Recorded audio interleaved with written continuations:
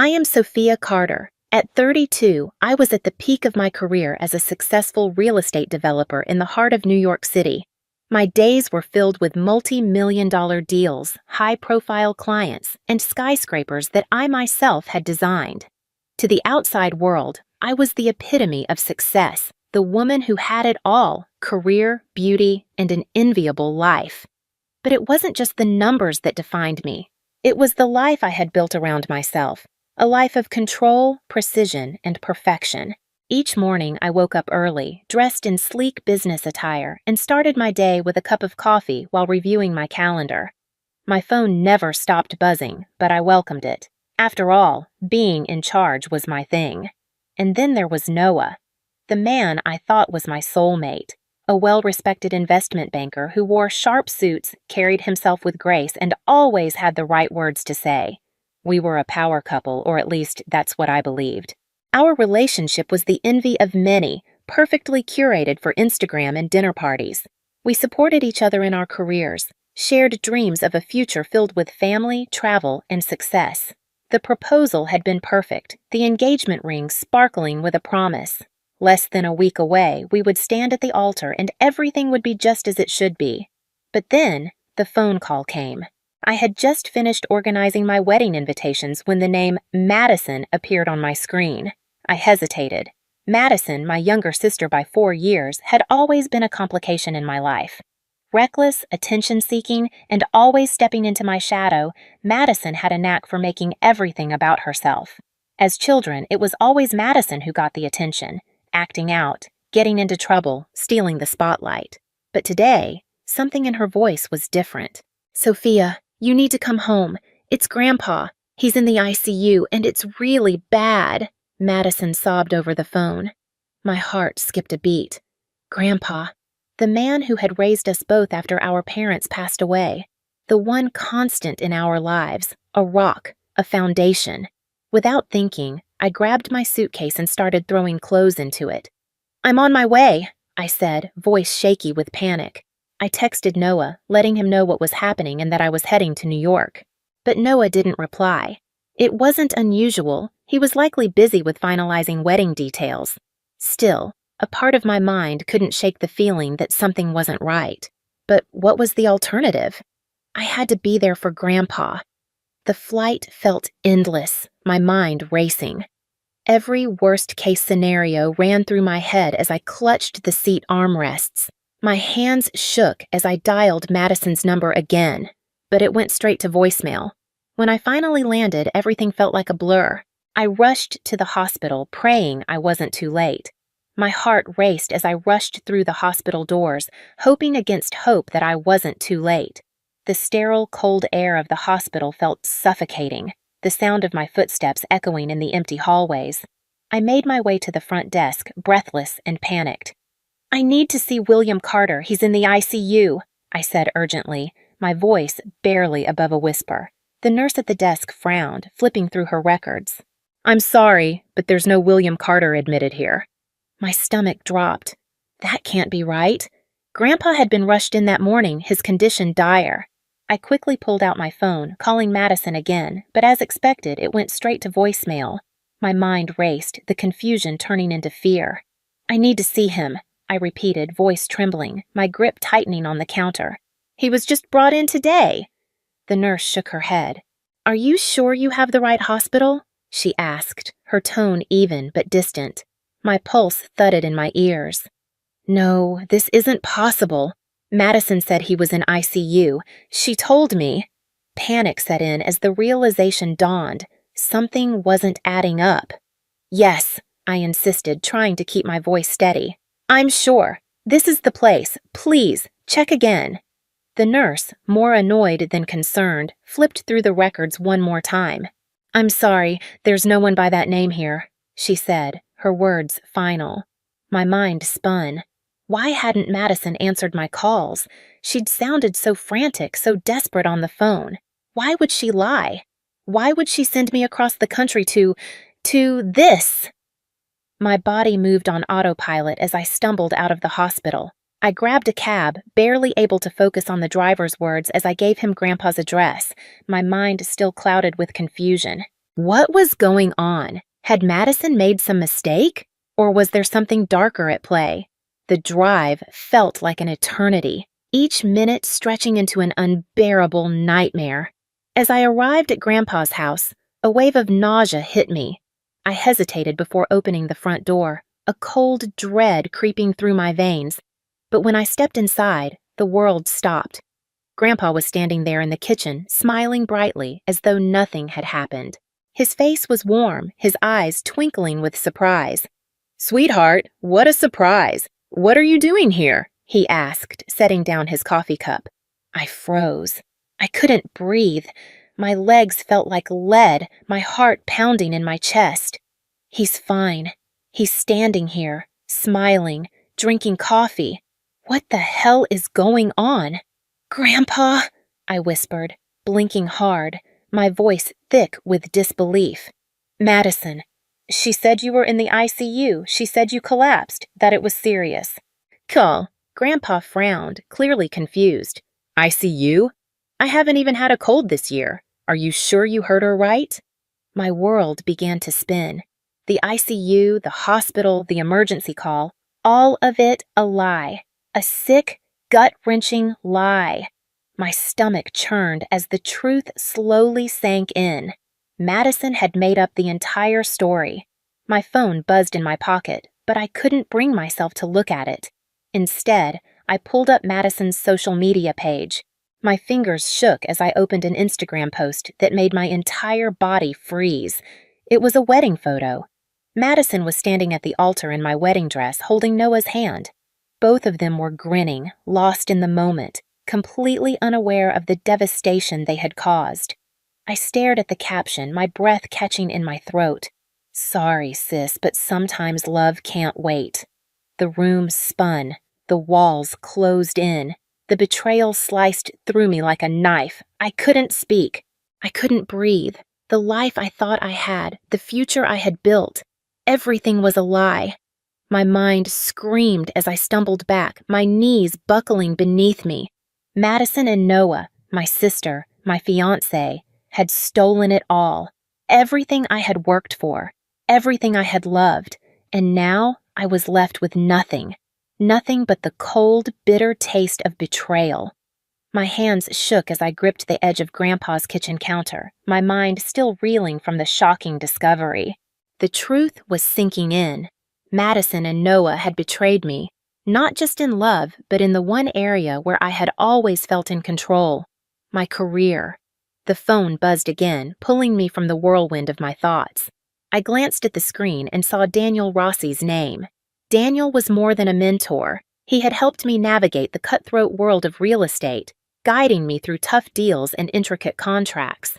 He was one of the few people in my life I truly trusted. "It's done. You now own 55% of Bennett Capital. Congratulations." My breath caught in my throat. The words echoed in my mind. 55% of Bennett Capital? Noah's company. The company he had struggled to keep afloat for the past several months. The same company he had kept hidden from me, his financial struggles buried under layers of deceit. As I read the message again, everything clicked into place. My heart raced, but this time it wasn't from anger. It was from the cold realization that I now had the upper hand, not just in business, but in life. While Noah and Madison had schemed to steal my wedding, I had silently outmaneuvered them both. Bennett Capital was on the brink of bankruptcy. Noah had been desperate to secure funding, almost bankrupting himself in the process. I had been aware of his financial troubles for months, thanks to my network of connections in the business world. I had seen the cracks in his carefully constructed facade long before he ever thought to involve me. I had been playing my own game, quietly acquiring the majority stake in the company through my own legal maneuvers. I didn't tell Noah, didn't even hint at it. I wanted to surprise him after our honeymoon with the news that I had saved his company. But now, I wasn't thinking about saving him. Now, it was about taking everything he had built and watching him lose it all. A slow, bitter smile curled at the corner of my lips. They had no idea what they had just done. I walked out of Grandpa's house, my mind already moving forward, formulating a new plan. Madison and Noah thought they had taken everything from me. They thought they had humiliated me, shattered my world. But in reality, they had handed me the greatest weapon I could have hoped for: power. I needed to make a call to Olivia. Olivia Price, my best friend, was a journalist with a sharp eye for detail. She had helped me uncover some of Noah's darkest secrets over the years. Olivia always had her ear to the ground, knew things before anyone else did. I needed her now more than ever. I dialed Olivia's number, trying to steady my breath. The phone rang once, twice, and then Olivia's familiar voice crackled through the speaker. "Sophia?" she said, the concern clear in her voice. "Where are you? I thought you were in New York with Grandpa." "I'm fine," I interrupted, cutting to the chase. "He's not in the ICU. He was never sick. Madison lied. She used me to cover for her wedding to Noah." There was a long silence on the other end, and then Olivia cursed under her breath. "I knew something was off when I saw those wedding photos," she said. "I was waiting for you to call me and tell me it was some sick joke, but this is worse than I thought." My voice was cold as I spoke. "It's not just a betrayal of my heart. It's a betrayal of my business, too. I own 55% of Bennett Capital now, Olivia, and Noah doesn't even know it yet." The silence on the other end deepened as Olivia absorbed the weight of my words. Oh, they have no idea what they've just walked into. I let out a breath, feeling the surge of power course through me. I wasn't just going to let them get away with this. I wasn't just going to be a victim of their scheme. No, I was going to make them pay. "Get ready, Olivia," I said, my voice resolute, "because it's time to destroy their world." This wasn't about revenge anymore. This was about reclaiming everything I had lost and making sure Noah and Madison never thought they could take advantage of me again. And the first step was already set in motion. I felt like the world had shifted beneath my feet as I sat down in my apartment, staring at my phone. The message from Daniel still lingered in my mind. "You now own 55% of Bennett Capital." That single line had turned everything upside down. I could hardly grasp the power I now held, especially in a situation as tangled as the one involving Noah and Madison. For the first time in days, I allowed myself to breathe, though it was a cold, calculating breath. The weight of the betrayal stung, but I wasn't the kind of woman to crumble. Instead, I steeled myself for what was coming next. I hadn't spoken to Madison since the wedding photo, but the longer I sat there, the more I felt the growing distance between us. This wasn't just about love or betrayal anymore. This was about control, and Madison had taken everything from me. My wedding, my fiancé, and now she had taken the life I had spent years building, without a second thought. A message from Madison popped up on my phone. "Can we talk?" I stared at the words for a long moment. My fingers hovered over the screen. I could feel the weight of my sister's request, but something inside me snapped. The anger that had been simmering since I first saw the wedding photo began to rise, making my hands tremble with a mixture of rage and disgust. Before I could stop myself, I typed back, "What's left to say?" A few seconds later, the phone buzzed again. "Please, I'm sorry, Sophia. I made a huge mistake. I just need to explain." I scoffed. I didn't want apologies or explanations. I didn't want anything that came out of Madison's mouth. Madison had chosen this path. She had taken Noah, my fiancé, and now there was nothing left to salvage between them. But I couldn't avoid it. The situation had become too big, too public. If I didn't face it now, it would hang over me forever. My instincts told me that I should confront this head-on, even if it meant facing the harsh truth of my sister's manipulation. The following day, Madison showed up at my apartment, looking smaller than usual, vulnerable even. I observed her carefully as she stepped inside, noting how my sister avoided eye contact and fidgeted with her hands. "Sophia, Madison's voice cracked before she could finish her sentence. "I didn't know what I was doing. I was so caught up in everything, and I thought I could make it right. But I see now I've destroyed everything." I crossed my arms, my gaze icy as I looked at my sister. "You've destroyed my life, Madison. You've taken everything from me. Everything." Madison's face crumpled with guilt. I never meant to hurt you, I swear. Noah, he convinced me that I had to take the chance. I was just following him and then I lost myself in all of it. My voice turned bitter. You lost yourself? No, Madison. You stole from me, my wedding, my trust, my... You used me as your pawn, and you don't even have the decency to own up to it. Madison opened her mouth to speak, but stopped herself. The reality of what she had done was settling in, and the weight of it was too much for her to bear. She took a deep breath before speaking again. You're right. I was reckless. I'm sorry. I don't expect you to forgive me. But please, just know it was never about you. It was about me feeling lost, about trying to get control of something for once. My anger simmered, but I held it in check. I don't care what it was about, Madison. You destroyed the one thing that mattered most to me. Madison's voice dropped to a whisper. Noah, he wasn't even who I thought he was. I've realized that now. I felt a sick satisfaction at Madison's words. And now you know the truth, I said coldly. That Noah used you just like he used me. He used both of us to get what he wanted. Madison looked down, her tears welling up as the reality of their shared betrayal hit her. But I could only feel numb. This wasn't about my sister anymore. It was about taking back everything that had been ripped away. I've already moved on, Madison, I said, my voice firm. I won't let this destroy me. But you need to figure out who you want to be. Because right now, I don't know who you are anymore. The silence between us was heavy, filled with years of unspoken tension and broken trust. Finally, Madison nodded slowly, tears streaming down her face. I understand. I turned away, unwilling to face my sister any longer. I couldn't allow myself to be pulled back into the chaos Madison had created. I had a different path ahead of me now, one that would destroy Noah and rebuild everything I had lost. And Madison? She would have to face the consequences of her actions just as Noah would. They had made their choices. Now it was time for me to make mine. My mind was racing, the events of the past few days tumbling through my thoughts like a whirlwind. Madison's tearful apology had done nothing to soothe me. The betrayal was too deep, the wound too fresh. What had been a day of shocking revelations had now turned into a cold, calculated plan for revenge. No longer was it about love or family. It was about control. I had no intention of letting Noah or Madison get away with what they had done to me.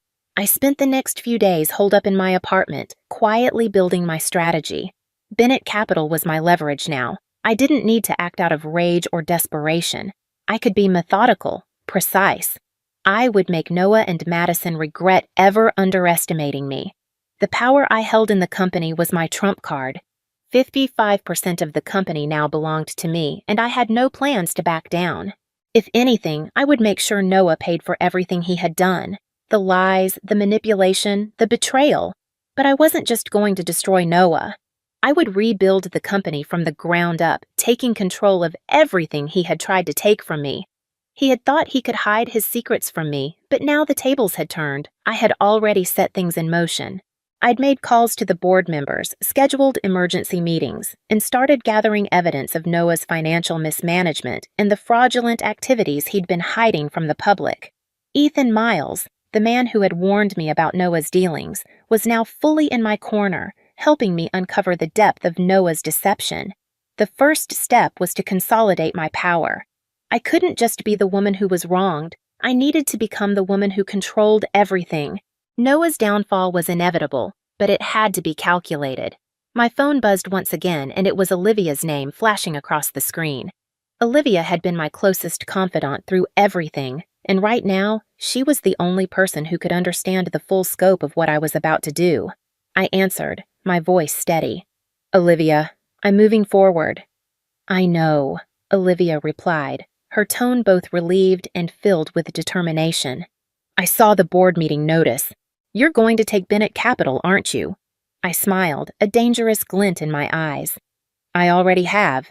Now I need to clean up the mess Noah's made and make sure he doesn't walk away unscathed. It's time to take control, Olivia, for good.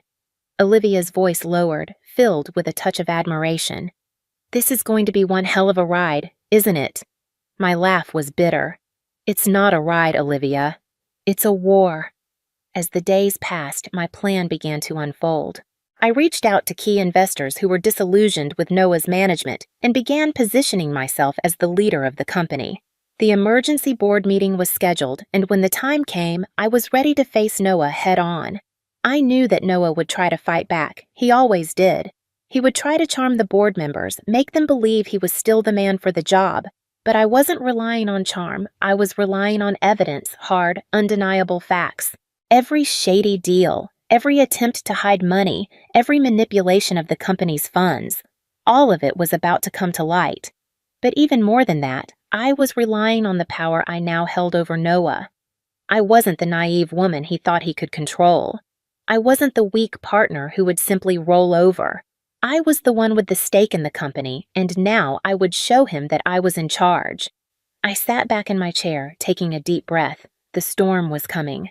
Noah had no idea what was about to hit him, but I wasn't afraid. I had played the long game, and now it was time for the final move. As I glanced at the time on my phone, my fingers hovered over the screen. I was ready to send the final confirmation. The emergency board meeting was in less than an hour. There was no turning back. I stood up, walking towards the window and gazing out at the skyline of New York, the city I had fought so hard to make my own. It was a city of power and ambition, and I had learned to navigate its challenges with precision.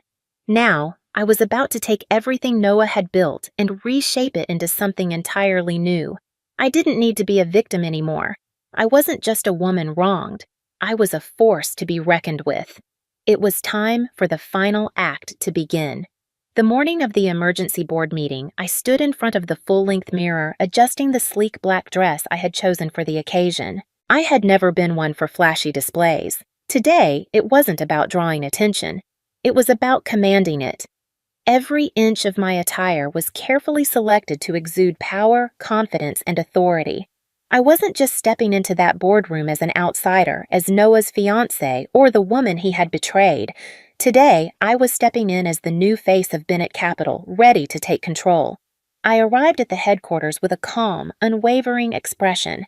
I wasn't nervous. I didn't need to be. Everything had already been set in motion, and now it was time to deliver the final blow. Noah had no idea what he was walking into, and that gave me an eerie sense of satisfaction.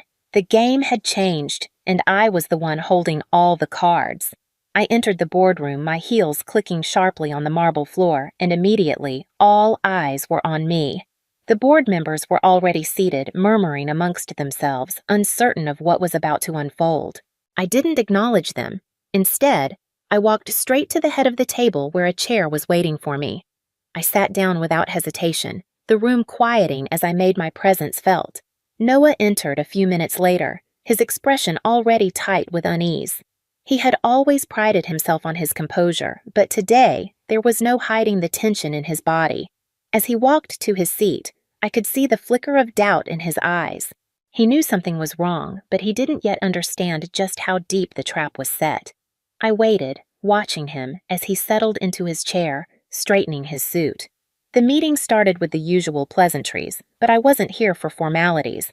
I was here for one thing, to take him down. I called this meeting today because Bennett Capital is facing a critical crossroads, I began, my voice steady and clear. The company's future depends on the decisions we make in this room, and I intend to make sure those decisions are made with the best interests of the company, its investors, and its employees in mind. I paused for a moment, making sure every eye in the room was on me before continuing. We can no longer afford to sweep things under the rug. Too many secrets have been kept, and today, the truth will come out. Noah's jaw clenched, but he said nothing. He had been preparing for this moment in his own way, but he hadn't expected me to be so direct, so certain of my control. I leaned forward slightly, my gaze locked onto Noah's. For the past year, millions of dollars have been siphoned from this company, transfers to private accounts, suspicious transactions, and in case anyone here had doubts, I have the proof. A murmur ran through the room. The board members exchanged nervous glances, but Noah's face remained rigid, though his hands were now visibly clenched on the table.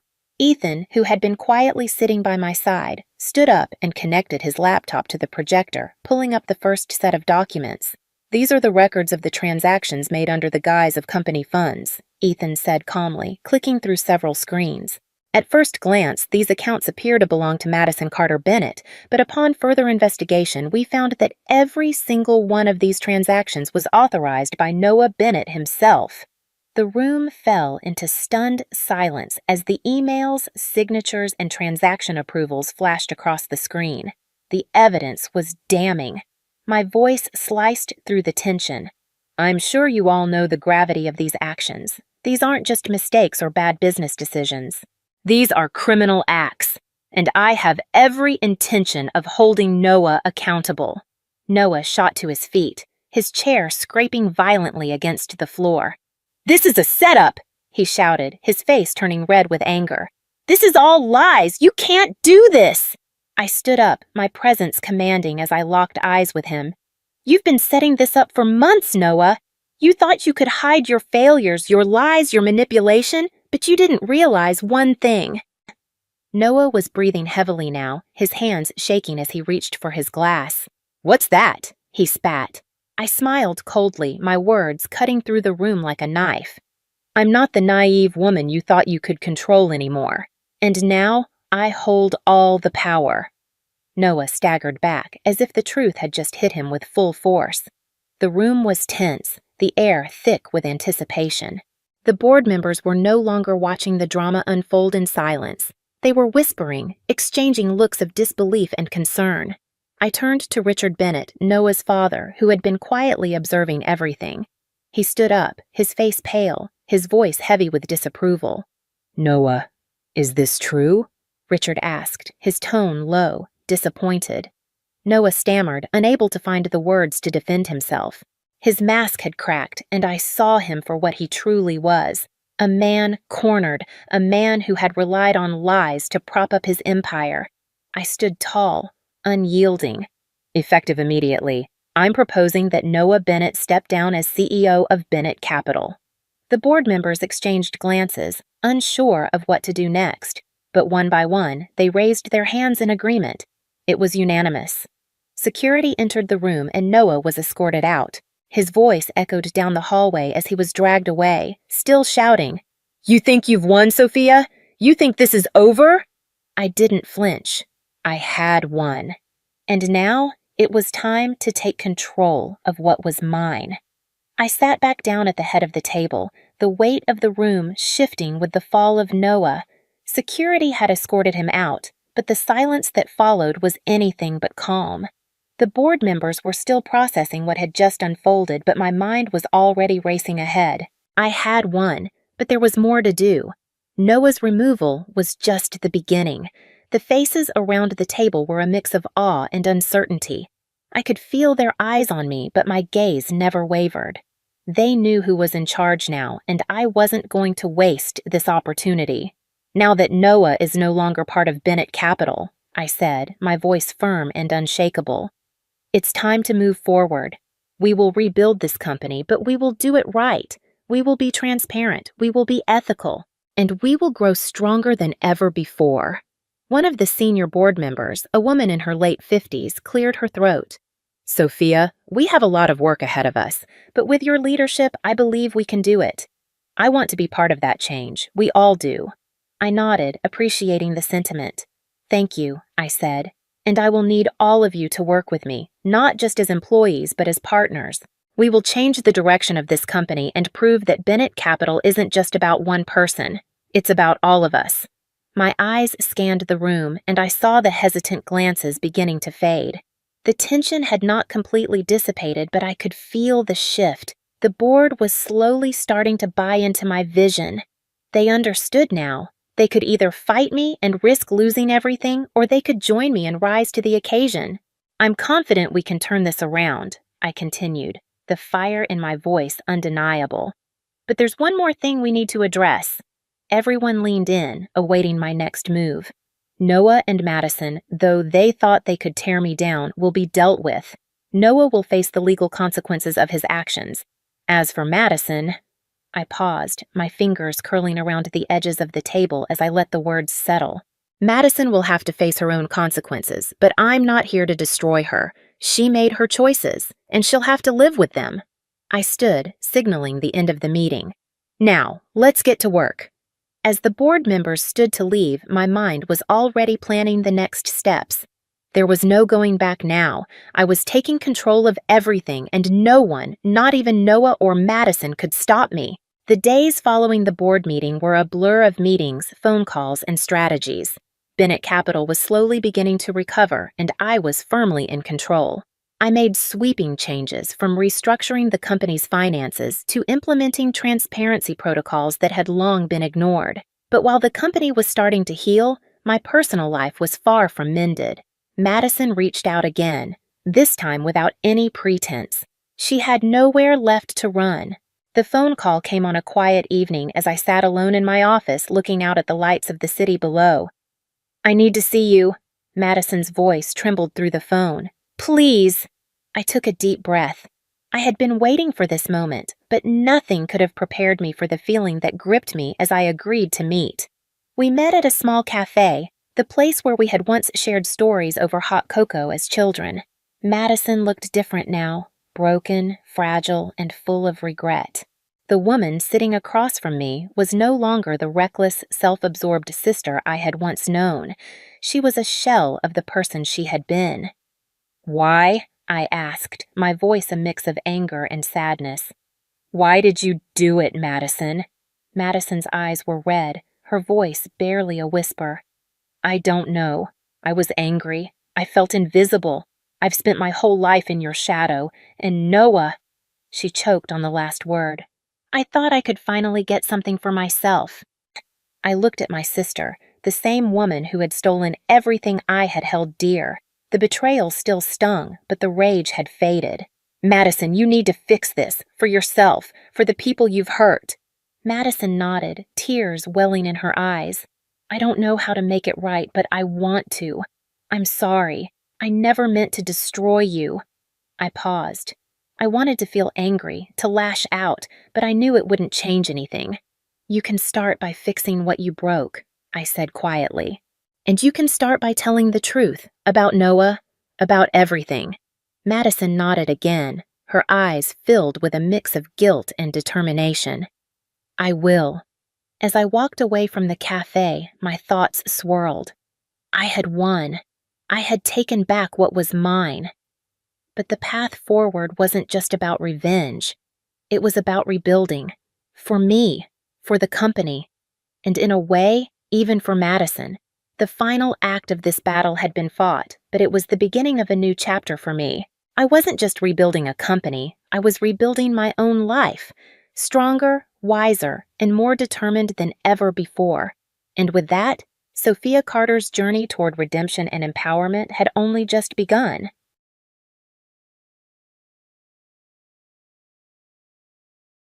My name is Avery Collins, and I never expected to find myself in a war with my dead husband's brother. But here I am, staring down the barrel of a family feud that threatens to tear apart everything I've worked so hard to preserve. The doorbell rang, shattering the peaceful quiet of my Saturday afternoon. I wasn't expecting anyone, and for a moment, I considered ignoring it. But something, call it instinct or just plain curiosity, made me set down my book and make my way to the front door.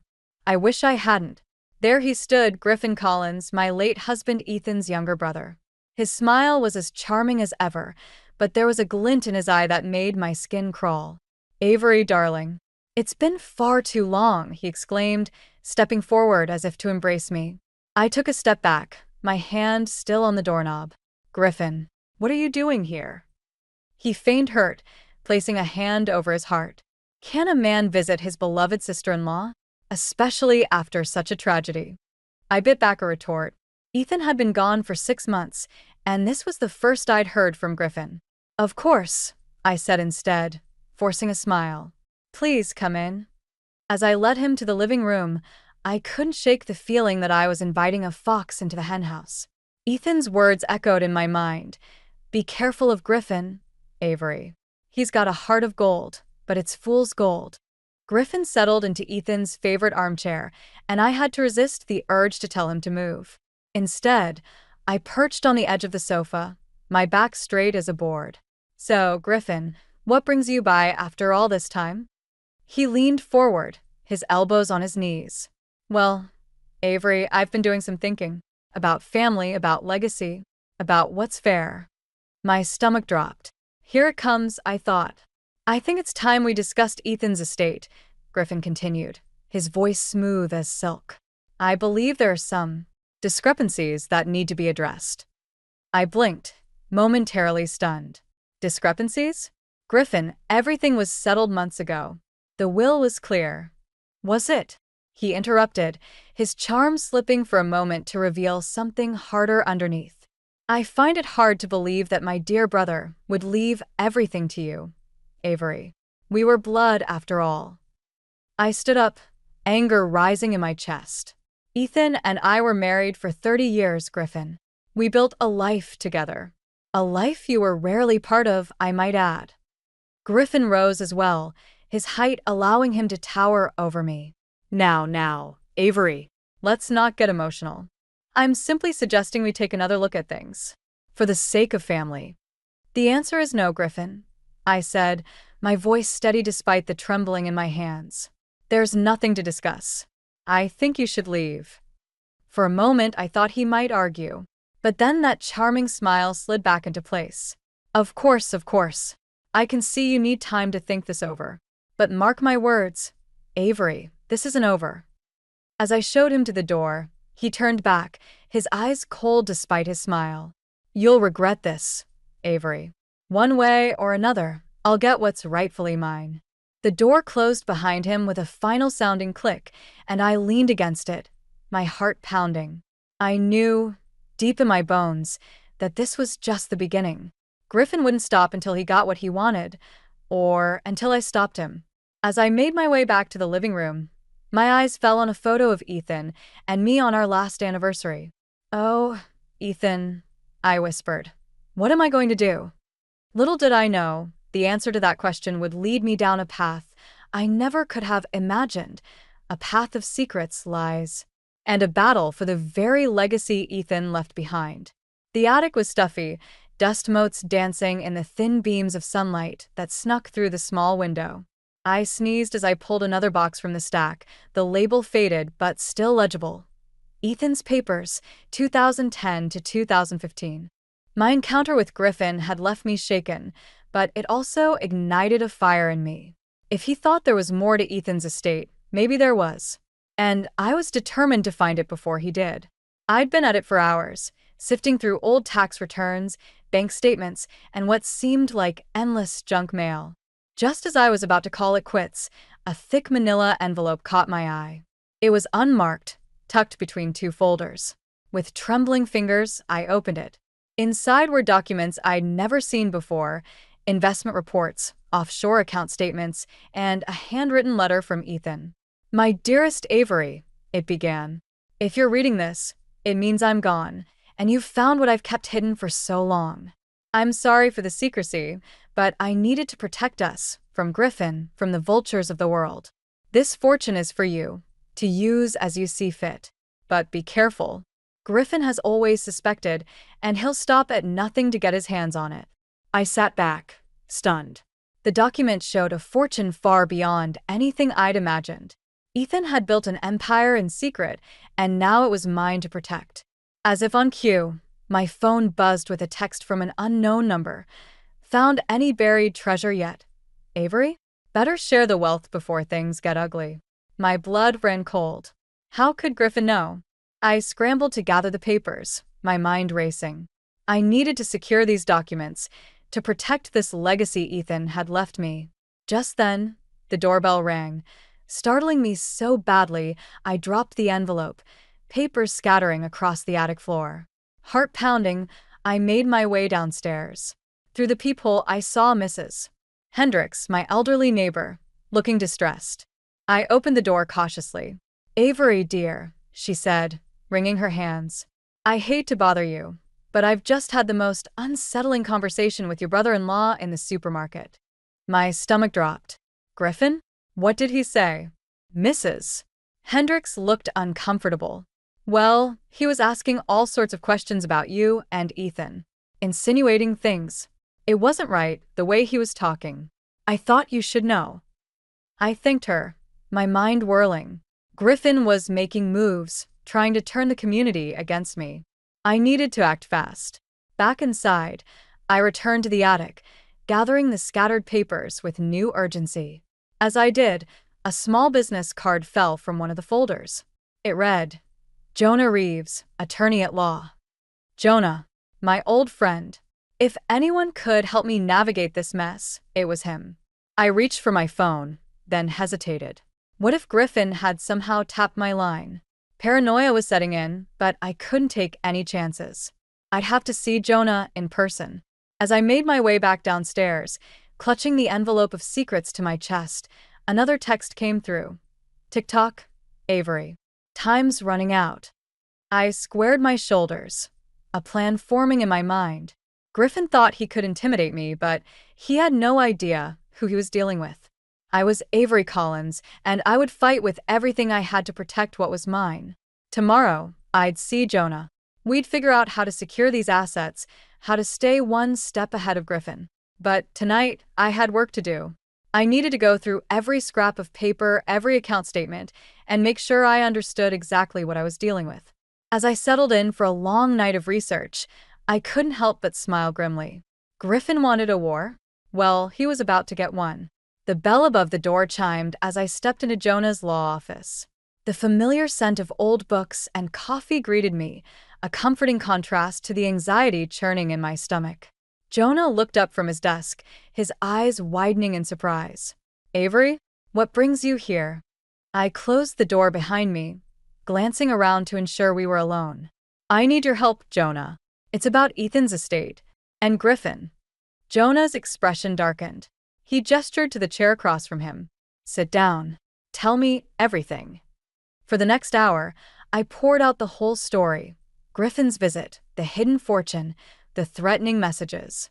Jonah listened intently, his brow furrowing deeper with each revelation. This is serious, Avery, he said when I finished. We need to act fast to secure those assets. And as for Griffin, he trailed off, his eyes narrowing. I think it's time we did some digging of our own. Over the next few days, Jonah and I worked tirelessly. We set up new accounts, transferred funds, and created a paper trail that would be nearly impossible for Griffin to trace. But it was what Jonah uncovered about Griffin that truly shocked me. Look at this, Jonah said, spreading out a series of documents on his desk. Griffin's been involved in at least 3 fraudulent business ventures in the last decade. He's left a trail of angry investors and lawsuits behind him. I leaned in, scanning the papers. But how has he gotten away with it? Jonah's expression was grim, charm mostly, and a knack for disappearing just before things fall apart. But his luck's running out.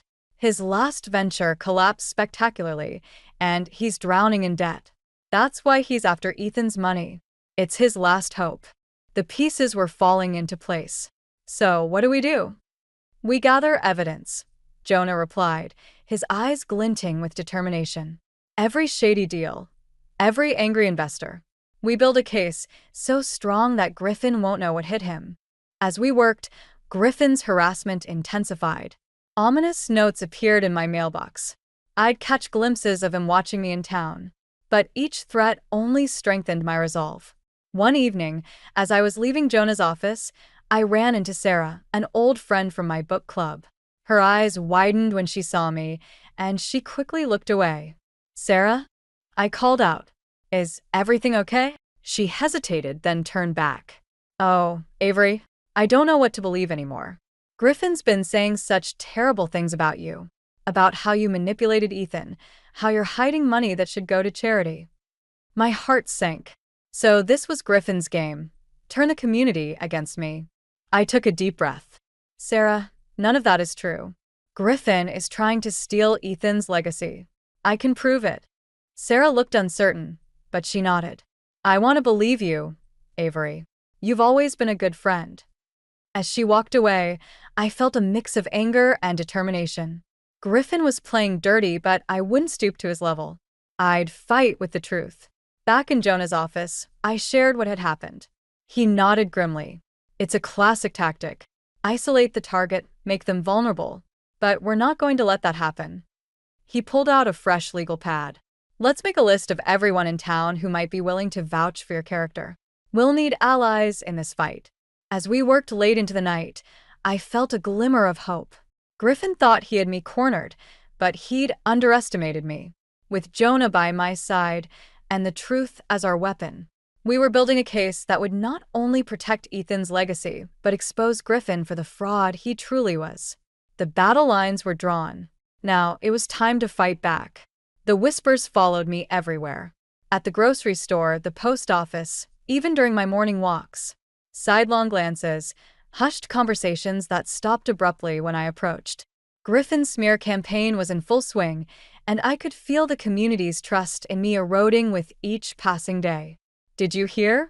Avery's been embezzling from Ethan's charity fund for years. I always thought she seemed too good to be true. Poor Ethan must be rolling in his grave. The lies stung, each one a dagger to my heart. But I refused to let them break me. Instead, I channeled my pain into determination, working tirelessly with Jonah to build our case against Griffin. One afternoon, as I was leaving the library, I bumped into Tom, the owner of the local hardware store and a longtime friend of Ethan's. "Avery," he said, his voice cold. "I think it's best if you don't come by the store anymore. We don't serve thieves here." I felt like I'd been slapped. "Tom, you've known me for 30 years. You can't possibly believe." "Save it," he cut me off. "Griffin showed me the proof. Bank statements, withdrawal slips, all in your handwriting. How could you do this to Ethan's memory?" As Tom walked away, leaving me stunned on the sidewalk, I realized the depths of Griffin's desperation. He was fabricating evidence now, and doing it well enough to fool even those who knew me best. I rushed to Jonah's office, my hands shaking as I recounted what had happened. "This is getting out of hand," Jonah said, his face grim. "We need to move faster. I've been in touch with some of Griffin's former business partners. They're willing to testify about his fraudulent practices, but they're scared. We need to assure them they'll be protected." Just then, my phone buzzed with a text from an unknown number. "TikTok, Avery. The vultures are circling. Ready to negotiate yet?" I showed Jonah the message, my jaw clenched. "He thinks he's winning." Jonah's eyes narrowed. "Let him think that. It'll make our counterattack all the more effective." Over the next few days, we worked around the clock. Jonah coordinated with Griffin's victims, building a network of witnesses willing to speak out. I focused on gathering character references from old friends and colleagues, people who knew the real me and could vouch for my integrity. But Griffin wasn't idle. His attacks escalated. Graffiti appeared on my garage door one morning. "Thief," in angry red letters. Anonymous calls flooded my phone, filled with threats and accusations. The final straw came during the town's annual charity auction. I'd always been a key organizer, but this year, I'd been pointedly uninvited. Curious to see Griffin's next move, I attended anyway, keeping to the shadows at the back of the room. Griffin took the stage, his charm on full display. "Ladies and gentlemen," he began, his voice dripping with false sincerity, "I have a sad announcement to make. It's come to light that a significant amount of money from last year's auction has gone missing. And I'm afraid all evidence points to one person, Avery Collins." The room erupted in gasps and murmurs. I felt the weight of accusing stares, saw the disappointment and anger on faces I'd known for years. In that moment, something inside me snapped. The fear and hurt I'd been carrying transformed into a steely resolve. I stepped out of the shadows, my head held high. "That's a lie, Griffin," I said, my voice ringing clear across the suddenly silent room. "And I can prove it." All eyes turned to me. Griffin's smug expression faltered for a moment before he recovered, plastering on a sympathetic smile. "Avery, dear, this isn't the time or place." "Oh, I think it's exactly the right time and place," I interrupted, walking towards the stage. "You want to talk about missing money? Let's talk about your fraudulent business ventures. Let's talk about the trail of deceived investors you've left in your wake." The room was dead silent now, all attention riveted on the unfolding drama. As I climbed the steps to the stage, I locked eyes with Griffin. His mask of charm had slipped, revealing the desperation beneath. The battle lines were drawn. It was time to expose the truth, once and for all. The tension in Jonah's office was palpable as we pored over the documents spread across his desk. My hands trembled as I picked up a yellowed piece of paper, its edges frayed with age. "This can't be real," I whispered, my voice barely audible. Jonah leaned in, his brow furrowed. "What is it, Avery?" I held up the document, a last will and testament dated just weeks before Ethan's death. "It's a new will, one that leaves everything to Griffin. But Ethan would never." "He didn't," Jonah interrupted, his eyes narrowing as he examined the paper. "This is a forgery, and not a very good one at that. Where did you find this?" It was mixed in with the papers from Ethan's study. I must have overlooked it before. A chill ran down my spine as the implications sank in. Griffin must have planted it there during one of his visits. Jonah's expression hardened. "This is serious, Avery. He's not just spreading rumors anymore. He's committing fraud." As the gravity of the situation settled over us, my phone buzzed with a text. It was from Griffin. "Found my surprise yet? Time's running out. Dear sister-in-law. Meet me at the old boathouse tomorrow at noon. Come alone, or everyone sees the will." I showed Jonah the message, my heart racing. He's making his move. Jonah stood up, pacing the room. "This is our chance, Avery. We can catch him red-handed." Over the next few hours, we formulated a plan. Jonah would contact the police and set up surveillance at the boathouse. I would meet Griffin as requested, wearing a hidden microphone to record our conversation. As dawn broke, I found myself standing at the edge of the lake, the old boathouse looming before me. The weight of the microphone beneath my blouse felt like a lifeline. Griffin emerged from the shadows, his usual charm replaced by a barely concealed desperation. "Avery, so glad you could make it. I trust you've had time to consider my offer?" I steeled myself, channeling all the anger and hurt of the past weeks into my voice. "You mean your blackmail attempt? Griffin, this has to stop. That will is a forgery, and we both know it." He laughed, but there was no humor in it. "Prove it.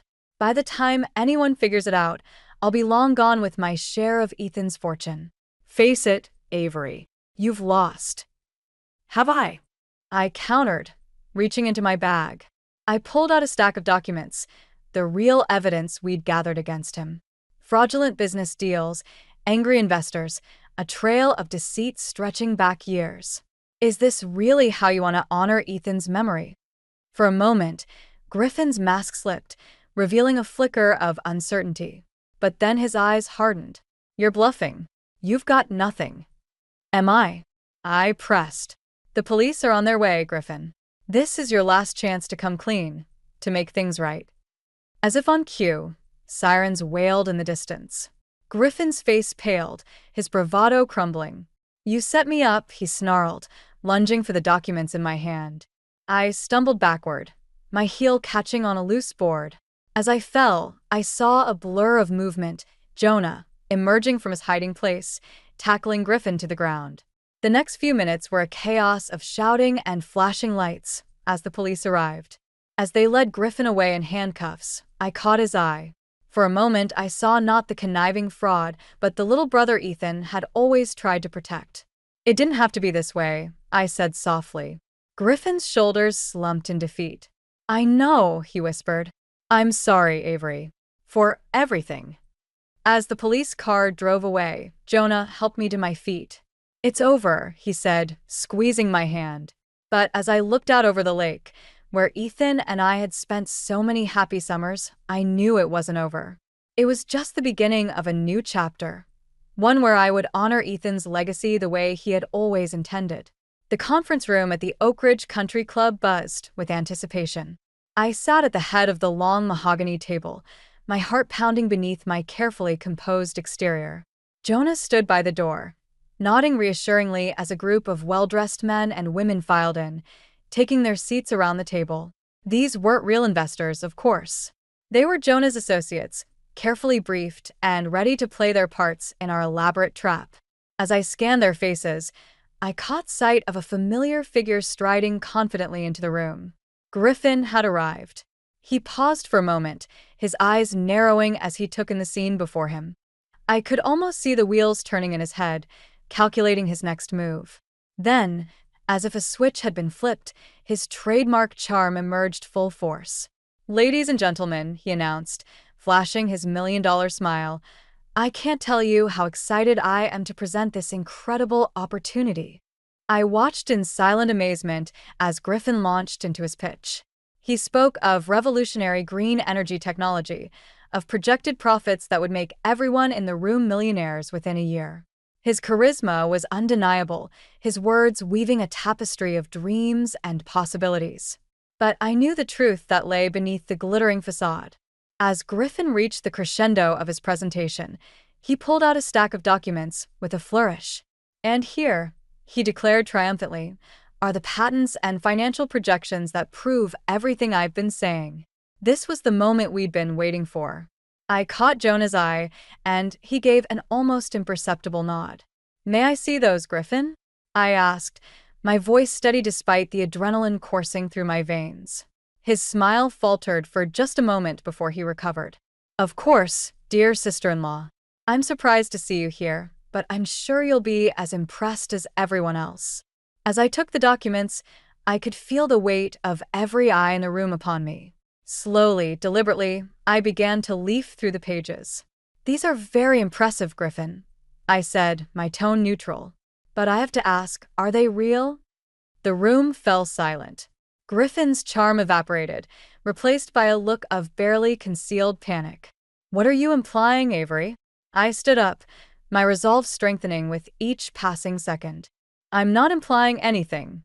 I'm stating a fact. These documents are forgeries, just like the will you planted in Ethan's study." Gasps and murmurs rippled through the room.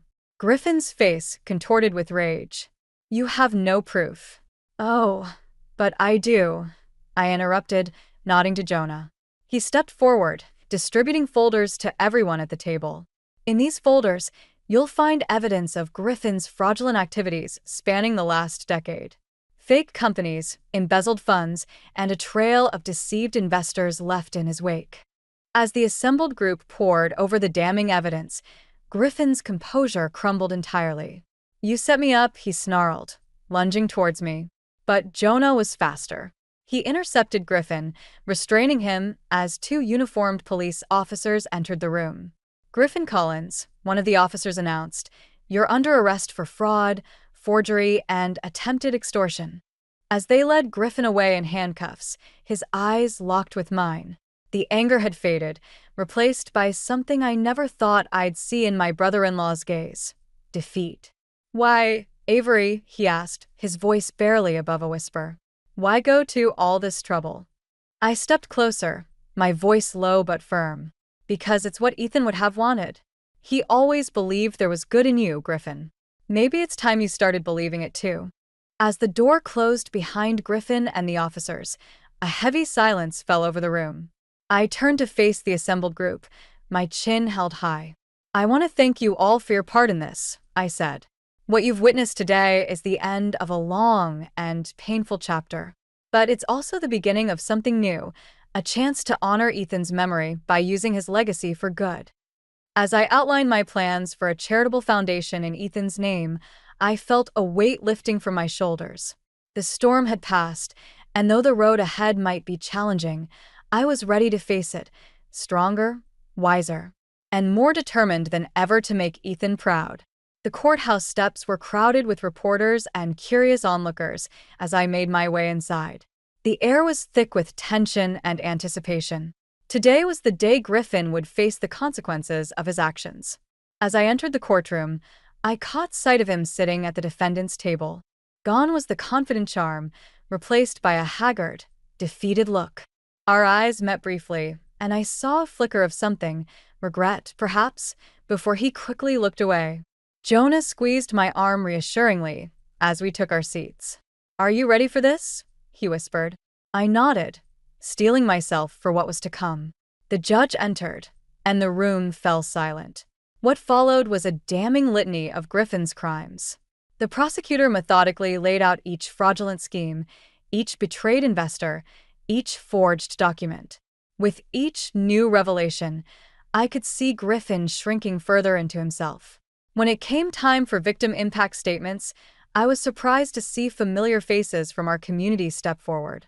Tom from the hardware store, Sarah from my book club, even Mrs. Hendricks. All had fallen prey to Griffin's charm and deceit at some point. Their stories were heartbreaking. Life savings lost, dreams shattered, trust betrayed. As I listened, I felt a mix of anger and pity for Griffin. How had he strayed so far from the brother Ethan had always believed in? Finally, it was my turn to speak. As I approached the stand, I caught Griffin's eye. The mask of indifference he'd worn throughout the trial cracked, revealing a vulnerability I'd never seen before. I took a deep breath and began.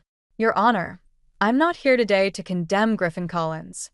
I'm here to speak for someone who can't be here, my late husband, Ethan. Ethan always believed in the goodness of his brother, even when evidence suggested otherwise.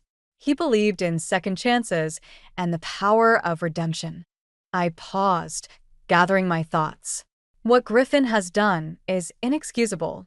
He's hurt people, destroyed lives, and betrayed the trust of those who cared for him. But I believe that somewhere beneath all that greed and deception is the brother Ethan loved. The man who has the potential to make amends and become something better. Turning to face Griffin directly, I continued. That's why I'm offering you a choice, Griffin. I'm willing to drop the charges against you, on two conditions. First, you must make a public apology and commit to paying back every person you've defrauded, to the best of your ability. Second, you agree to seek professional help to address the root of your unethical behavior. A murmur rippled through the courtroom. Griffin's eyes widened in disbelief. The judge leaned forward, intrigued. Mrs. Collins, are you certain about this? I nodded firmly. I am, Your Honor. I believe this path offers the best chance for true justice and rehabilitation. All eyes turned to Griffin. For a long moment, he sat frozen, conflict evident on his face. Then slowly he stood. I accept, he said, his voice barely above a whisper. Then louder, I accept Avery's offer. And I'm sorry. To everyone I've hurt, to Avery, to Ethan. I'm so sorry. As Griffin began to detail his crimes and offer his apology to the court and his victims, I felt a weight lift from my shoulders. This wasn't the end, not by a long shot. There would be a long road of restitution and rehabilitation ahead. But it was a start. Outside the courthouse, reporters clamored for statements. I stood before the microphones, Jonah by my side, and addressed the crowd. Today marks the end of a painful chapter, but also the beginning of a new one.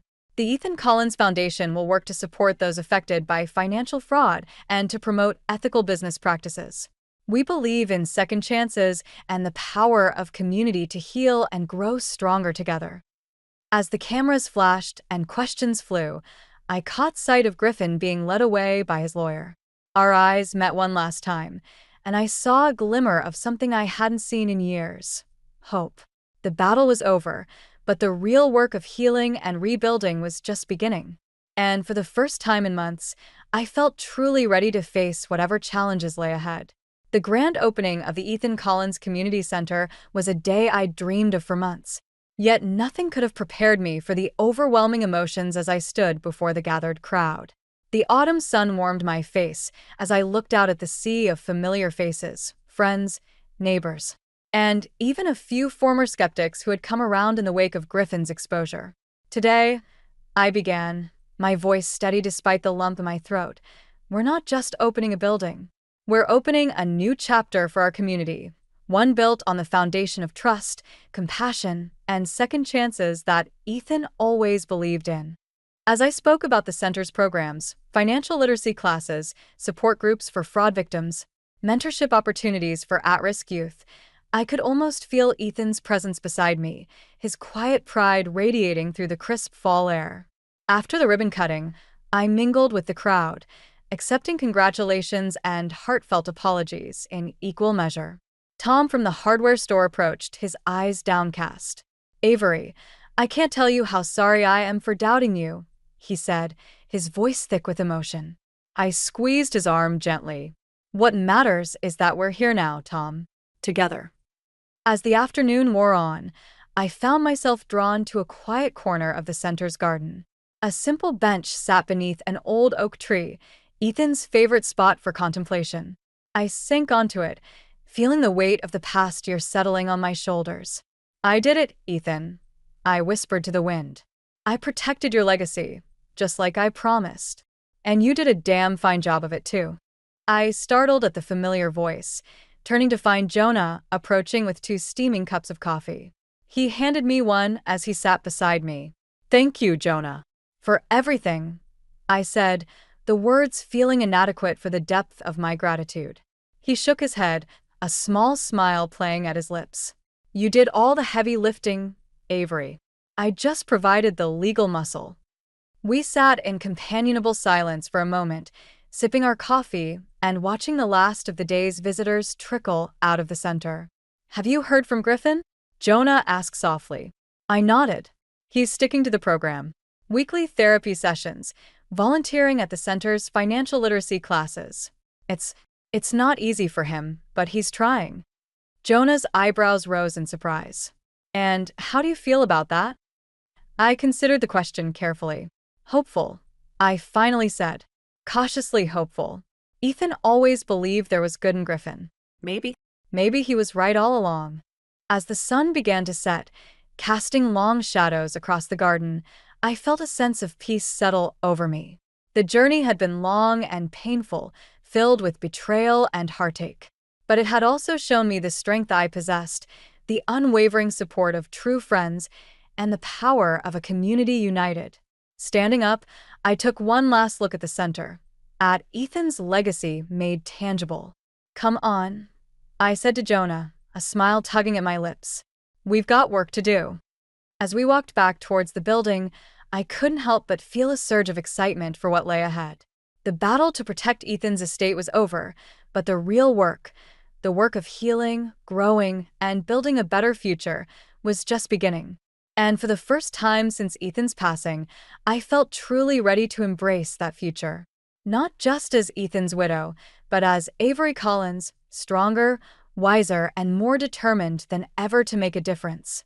The center's lights flickered on as dusk fell, a beacon of hope in the gathering darkness.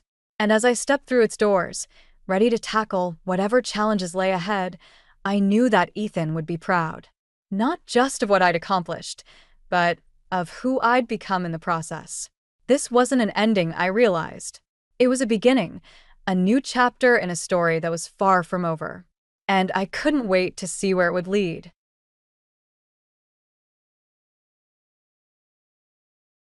My name is Anna Reeves, and I'm about to lose everything I've worked for. Not because of market forces or bad business decisions, but because of the 2 people who should support me the most, my husband and his mother. I stared at my laptop screen, the glow illuminating my face in the dim light of our living room. It was past midnight, but I couldn't sleep. My tech startup, Dreamscape, was on the verge of a breakthrough. We were weeks away from launching our revolutionary virtual reality platform, and I could almost taste success. The sound of shuffling feet broke my concentration. Nolan, my husband, appeared in the doorway, his hair tousled from sleep. Anna, what are you still doing up? He asked, his voice thick with drowsiness.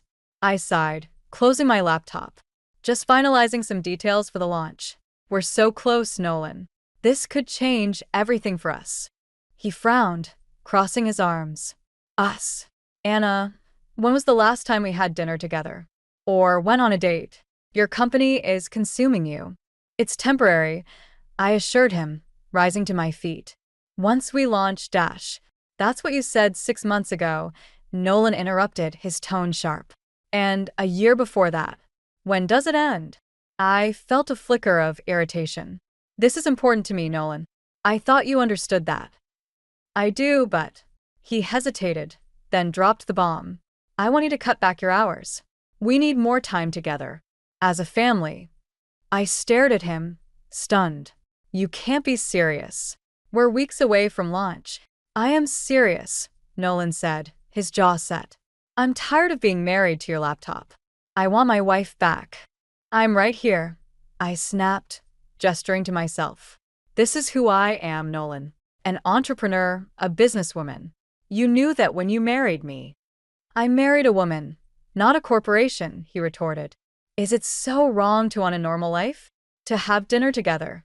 To plan for our future? I felt a surge of anger. This is our future. Can't you see that?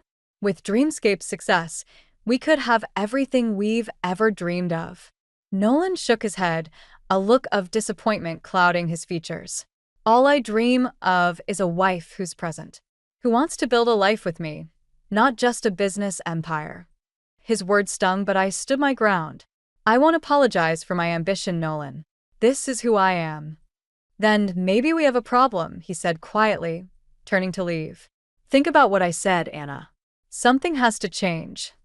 As he disappeared down the hallway, I sank back onto the couch, my mind reeling. How had we gotten here? When had my dreams become a wedge between us? I picked up my phone, my fingers hovering over Lucy's number. My business partner and best friend would understand. She'd tell me to stay strong, to fight for my vision. But as I stared at the screen, a notification popped up. An email from Nolan's mother, Rose. The subject line made my heart sink. Family dinner, no excuses. I groaned, tossing the phone aside. It was bad enough dealing with Nolan's sudden ultimatum. Now I had to face his overbearing mother too? As I sat there in the quiet of the night, I realized I was at a crossroads. My startup or my marriage. My dreams or Nolan's vision of a normal life. Something had to give, but I'd be damned if it was going to be me. The aroma of roast beef filled the air as I stepped into Rose's immaculate home. My mother-in-law's dinner parties were always a masterclass in passive-aggressive warfare, and tonight promised to be no exception. Anna, darling. Rose's shrill voice rang out as she emerged from the kitchen, wiping her hands on a floral apron. So glad you could tear yourself away from that little computer project of yours. I forced a smile. It's good to see you too, Rose. And it's not a little project, it's a multi-million-dollar tech startup. Rose waved her hand dismissively. Yes, yes. Now come help me in the kitchen. A woman's place is by the stove, after all. I bit my tongue, following her into the kitchen where Nolan was already nursing a beer. He avoided my gaze, focusing intently on peeling potatoes. So, Anna, Rose began, her tone deceptively sweet. When are you and Nolan going to give me some grandchildren? I'm not getting any younger, you know. I nearly dropped the plate I was holding. We haven't really discussed it, I managed, shooting a glance at Nolan. He remained silent, suddenly very interested in his potato peeling technique. Rose clucked her tongue. Well, you're not getting any younger either, dear. Tick-tock, as they say. My biological clock is just fine. Thank you. I snapped, my patience wearing thin. And we have other priorities right now. What could be more important than family? Rose pressed, her eyes narrowing. Nolan tells me you're always working. A good wife knows how to balance her duties. I slammed the serving spoon down on the counter. My work is important, Rose. I'm building something that could change lives. And last I checked, it's the 21st century. Women can have careers and families. Not if they want to do either well, Rose retorted. You can't have it all, Anna. Something has to give. I turned to Nolan, desperate for support. Are you going to say anything? He shrugged, still not meeting my eyes. Mom has a point, Anna. We're not getting any younger. I felt like I'd been slapped. I can't believe this. You're ganging up on me now. We're just concerned, Rose interjected, her voice sickly sweet. Nolan deserves a proper family life. Don't you want that for him? What I want, I said through gritted teeth, is a supportive family who respects my choices and my career. Rose's eyes flashed. And what about what Nolan wants? What about his dreams of a family? Those are your dreams, Rose. I shot back. Not Nolan's, and certainly not mine. At least not right now. The kitchen fell silent, the tension thick enough to cut with a knife. Nolan finally looked up, his expression a mix of guilt and frustration. Anna, he began, maybe we should talk about this later. In private. I shook my head, backing away from both of them. No, I think I've heard enough. Enjoy your dinner. I have work to do. As I grabbed my purse and headed for the door, I heard Rose's voice behind me. You see, Nolan? This is what happens when a woman puts her selfish ambitions before her family. I paused at the threshold, turning back to face them. No, Rose. This is what happens when a woman refuses to be bullied into a life she doesn't want. And Nolan. I met his eyes, seeing the conflict there. When you're ready to have an adult conversation about our future, without your mother's input, you know where to find me. With that, I walked out, leaving behind the suffocating expectations and judgments. As I drove home, my phone buzzed with a text from Lucy. How'd it go with the dragon lady? I smiled, feeling a wave of relief. At least someone was in my corner. About as well as you'd expect, I typed back. Meet me at the office? I could use a friendly face and some actual support right now. Lucy's response was immediate. On my way. We've got a company to run and a world to change. Screw the haters. I laughed, feeling my spirits lift. Rose and Nolan might not understand my dreams, but that wouldn't stop me from chasing them. Something had to give, all right, but it wouldn't be me or my ambitions. I stormed into our house, slamming the door behind me. The sound echoed through the empty rooms, a fitting backdrop for the fury coursing through my veins. Nolan's car pulled into the driveway moments later. I steeled myself for the confrontation I knew was coming. He walked in, his face a mask of frustration and guilt. Anna, we need to talk. Oh, now you want to talk. I spat. Where was this desire for communication when your mother was ambushing me with her outdated expectations? Nolan sighed, running a hand through his hair. Look, I know my mom can be intense, but she means well. I laughed bitterly. Means well? She basically called me a failure as a wife because I dare to have ambitions beyond popping out grandchildren for her. That's not fair, Anna. She just wants what's best for us. No. I corrected him, my voice sharp. She wants what's best for you. What about what I want? What about my dreams? Nolan's expression hardened. And what about my dreams, Anna? When do they get to matter? I felt like I'd been punched in the gut. What are you talking about? I've always supported your dash. Have you? He interrupted. Because from where I'm standing, it feels like your startup is the only thing that matters to you anymore. The accusation stung, but I refused to back down. That's not true, and you know it. I'm building something important, something that could secure our future. At what cost? Nolan shot back. We barely see each other anymore. You're always at the office or glued to your laptop. When was the last time we had a real conversation that wasn't about work? I opened my mouth to argue, then closed it. He had a point, but I wasn't about to admit it. So, what, you want me to give up everything I've worked for? Become a 1950s housewife like your mother? Nolan's face flushed with anger. Don't twist my words. I'm not asking you to give up your career. I'm asking you to make room for us in your life. There is room for us, I insisted. But right now, my company needs me. We're on the verge of something big, Nolan. Can't you see that? All I see is my wife slipping away, he said, his voice quieter now, tinged with sadness. I miss you, Anna. I miss us. For a moment, I felt a flicker of guilt. But then I remembered Rose's condescending words, Nolan's silence in the face of her attacks. The guilt hardened into resolve. If you really missed us, I said coldly, you would have stood up for me tonight. Instead, you let your mother steamroll over me and my choices. Nolan's eyes widened. That's not fair. You know how Mom gets. I was trying to keep the peace. Keep the peace. I echoed incredulously. At what cost, Nolan? My dignity? My self-respect. You're overreacting, he said, exasperation creeping into his tone. Mom just wants grandkids. Is that so terrible? I stared at him, disbelief washing over me. So, you agree with her? You think I should just set aside everything I've worked for to pop out babies on your mother's schedule?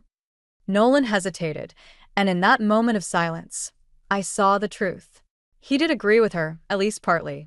Wow. I breathed, taking a step back. I can't believe this. When did you become your mother's puppet? That's not fair, Anna, Nolan protested, but his words rang hollow. I shook my head, suddenly feeling very tired. You know what's not fair? Having a husband who doesn't support my dreams, who'd rather I conform to his mother's outdated ideals than chase my own ambitions.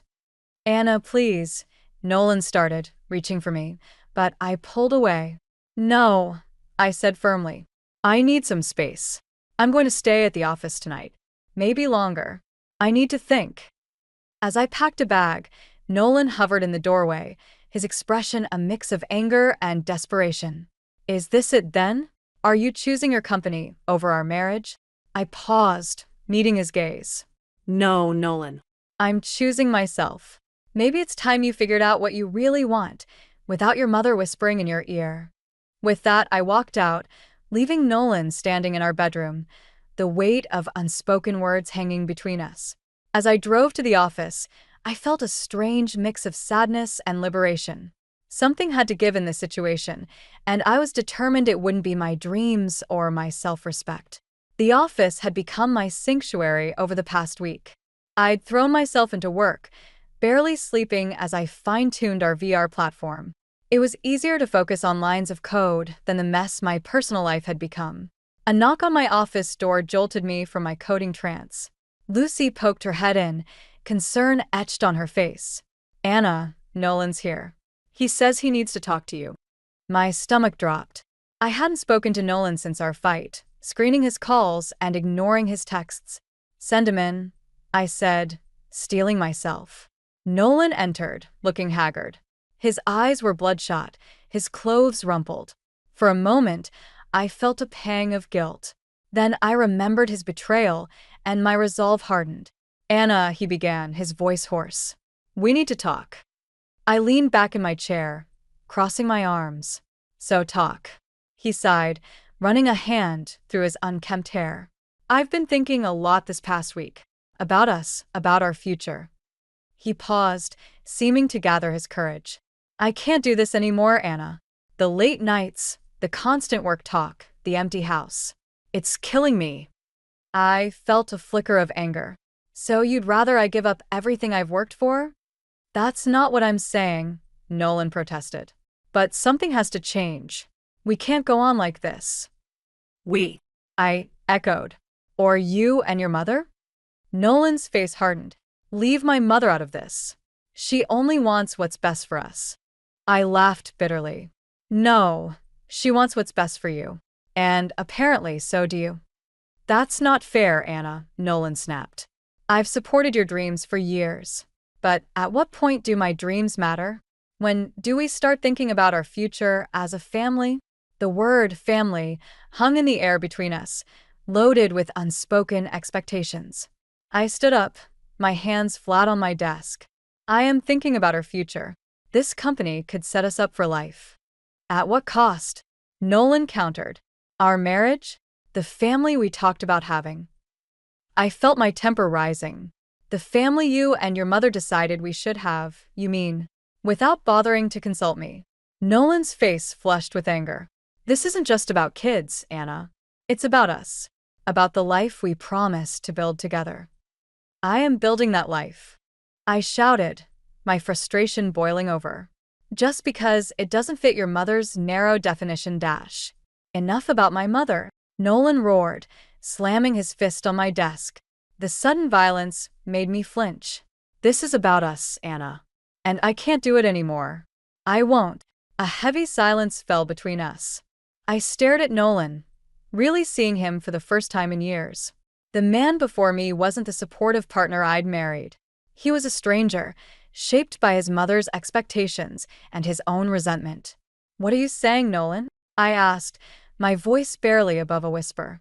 He straightened, his jaw set. I'm saying you have a choice to make. Your company or our marriage. Because I can't live like this anymore. I felt like I'd been slapped. You're giving me an ultimatum? Nolan nodded, his expression grim. I am. And if you choose your company, well, I've already spoken to a lawyer. The words hit me like a physical blow. A lawyer? You're talking about divorce? I don't want it to come to that, Nolan said, his voice softening slightly. But I'm prepared to go through with it if I have to. I sank back into my chair, my mind reeling. I can't believe this. You'd throw away our marriage because I refuse to conform to your mother's outdated ideals. This isn't about my mother, Nolan insisted. This is about us, about the future we promised each other. I looked at him, really looked at him, and saw a stranger. The man I'd married, the one who'd supported my dreams, was gone. In his place stood someone I barely recognized, someone willing to destroy our life together over this. Get out, I said quietly. Nolan blinked, taken aback. What? Get out, I repeated, my voice stronger now. If you want a divorce, fine. Have your lawyer contact mine. But I won't be bullied or threatened, not by you, and certainly not by your mother. Nolan stared at me for a long moment, a mix of anger and sadness in his eyes.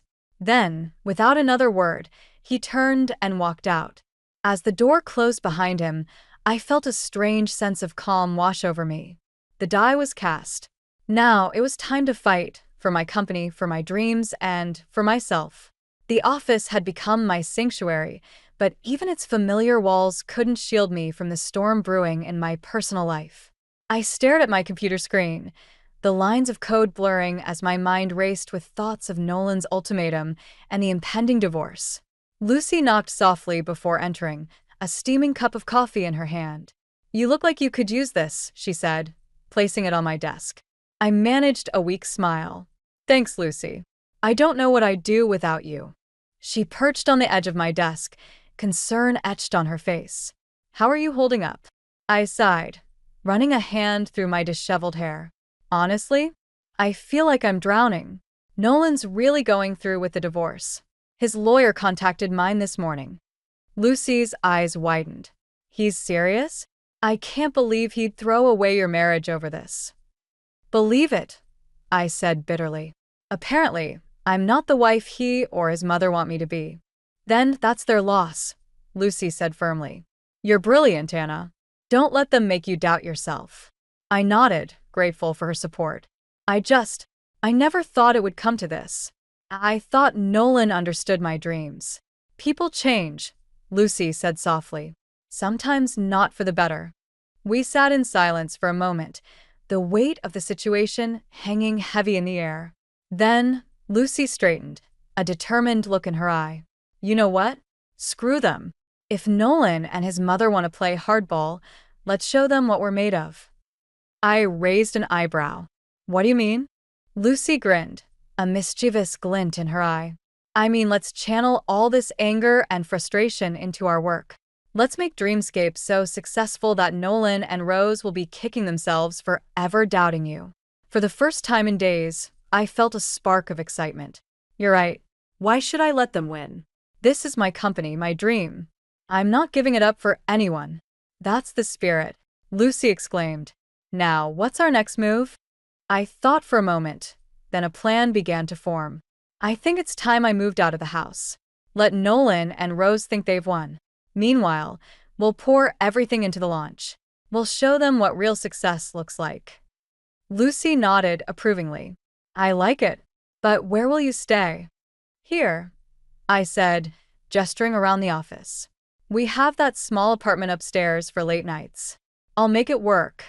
Are you sure? Lucy asked, concern creeping back into her voice. I nodded, feeling more certain than I had in weeks. Absolutely. It's time I put myself first for once. That evening, I returned home one last time. Nolan was out, probably at his mother's, plotting their next move against me. I packed quickly, taking only what I needed.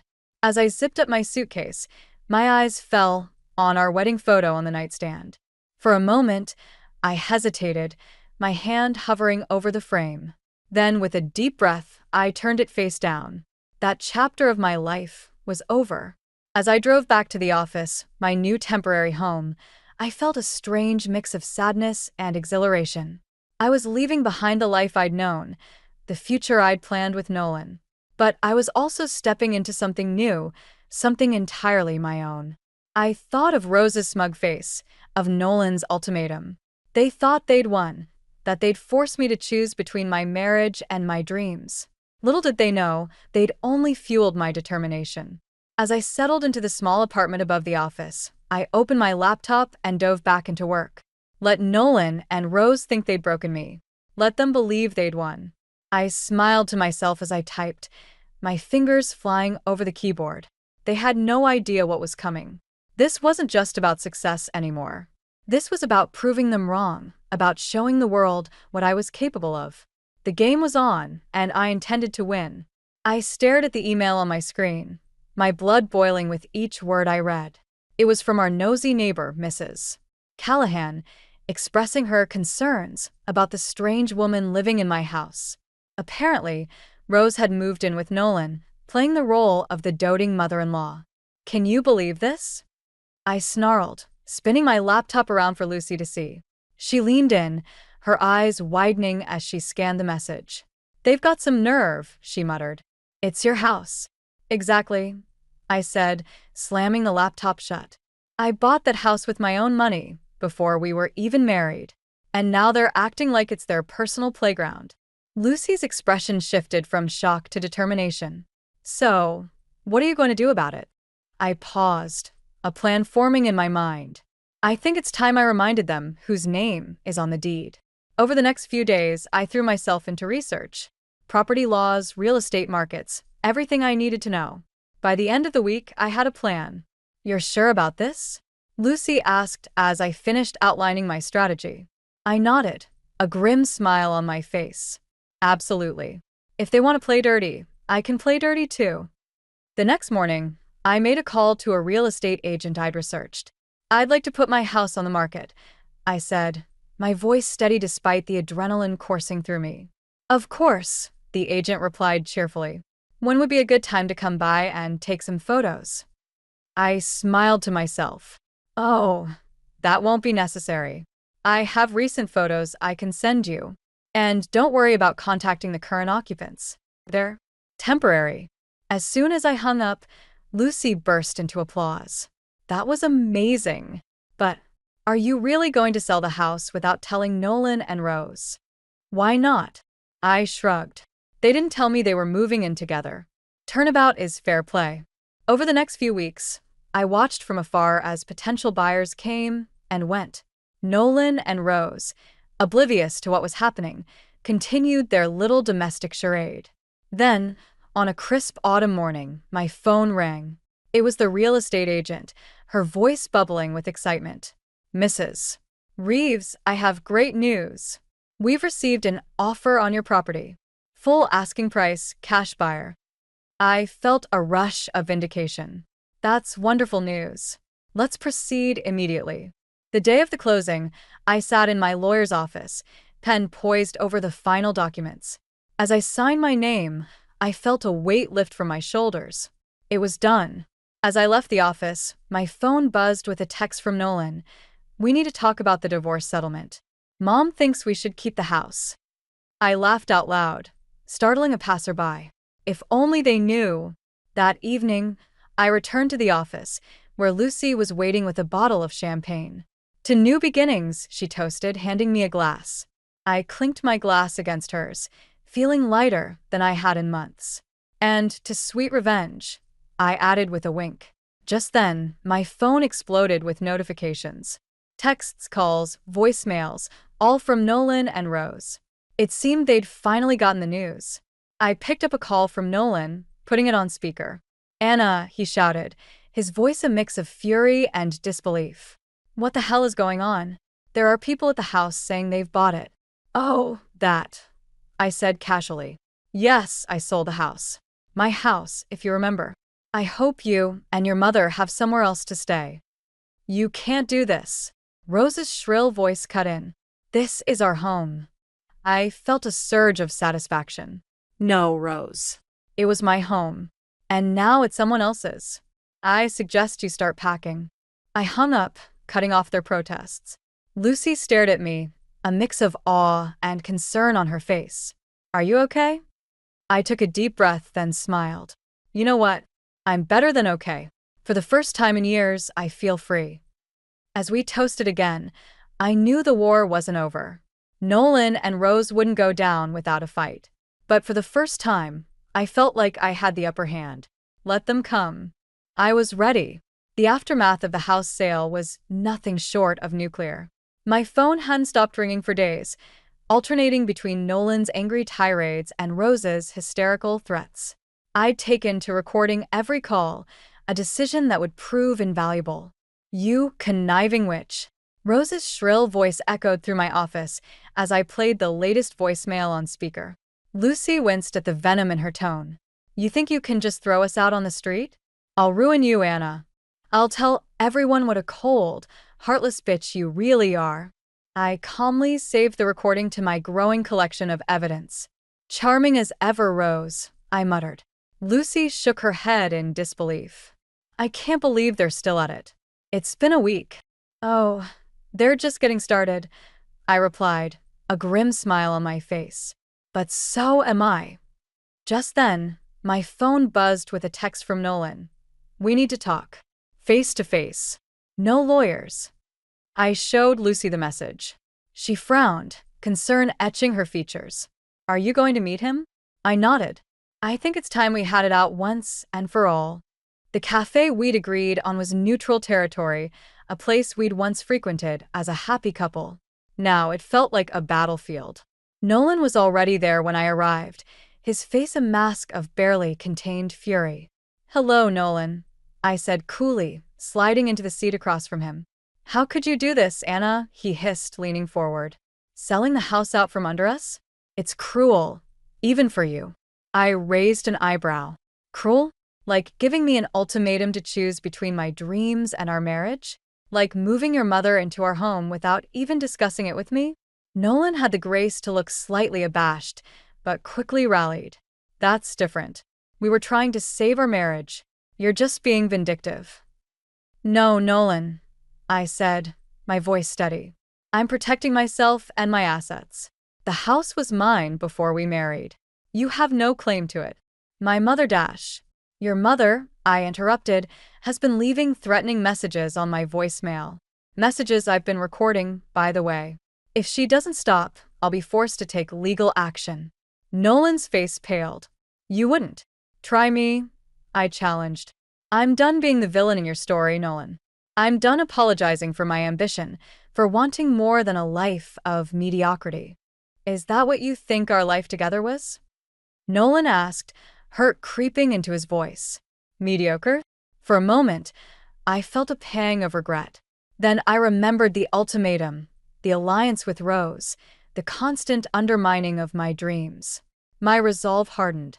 It became mediocre the moment you decided your mother's expectations were more important than my happiness, I said quietly.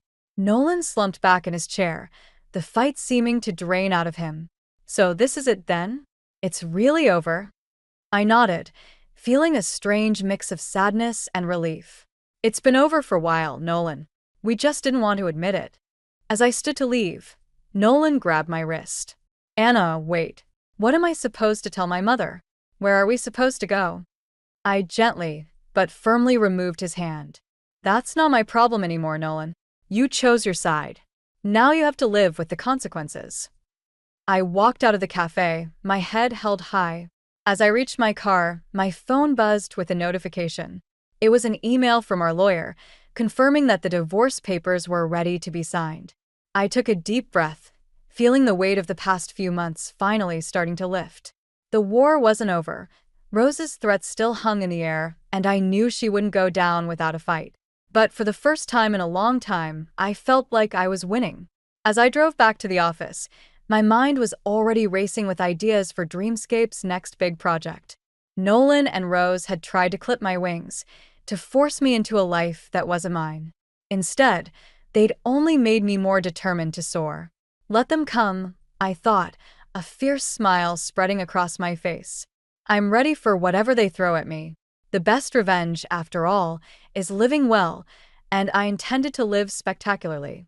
The ink was barely dry on the divorce papers when inspiration struck. I'd been staring at my computer screen, trying to focus on our latest project, when suddenly, everything clicked into place. "Lucy," I called out, my fingers flying over the keyboard. "Get in here. I've got an idea." She rushed in, eyes wide with curiosity. "What is it?" I grinned, spinning my monitor around to show her. "Our next big game. We're calling it Breakaway." As I outlined the concept, a VR game where players navigate complex family dynamics and professional challenges to achieve their dreams, Lucy's expression shifted from interest to excitement. "Anna, this is brilliant," she breathed. It's like you've turned your life into a game." I nodded, feeling a surge of pride. "Exactly. All those people out there struggling to balance their ambitions with others' expectations? This is for them." We threw ourselves into development, working around the clock. The game took shape, each level reflecting a piece of my journey, from the suffocating family dinners to the exhilaration of professional success. Months flew by. Rose's threats faded into background noise, easily countered by my lawyer with the evidence I'd gathered. Nolan. Well, Nolan became a distant memory, a cautionary tale in the game of life. Finally, launch day arrived. We gathered in the office, surrounded by screens displaying real-time download numbers. As the counter ticked upward, faster and faster, Lucy squeezed my hand. "We did it," she whispered. I shook my head, tears pricking my eyes. No. "I did it. We did it. All of us who've ever been told to dream smaller, to conform, to settle. This is for all of us." The game was an instant hit. Reviews poured in, praising its authenticity and empowering message. Sales skyrocketed, and before we knew it, Dreamscape was the talk of the tech world.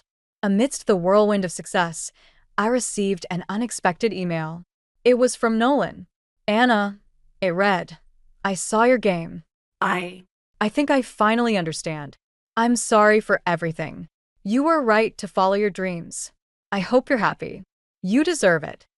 I stared at the screen, a complex mix of emotions washing over me. There was no bitterness, no desire for reconciliation, just a quiet acknowledgement that we'd both moved on. As the dust settled, I found myself standing in a sleek, modern apartment overlooking the city. My new home, my new life. Lucy joined me on the balcony, handing me a glass of champagne. "To new beginnings," she toasted. I clinked my glass against hers, smiling. "To dreams realized." We stood in comfortable silence, watching the sun set over the skyline.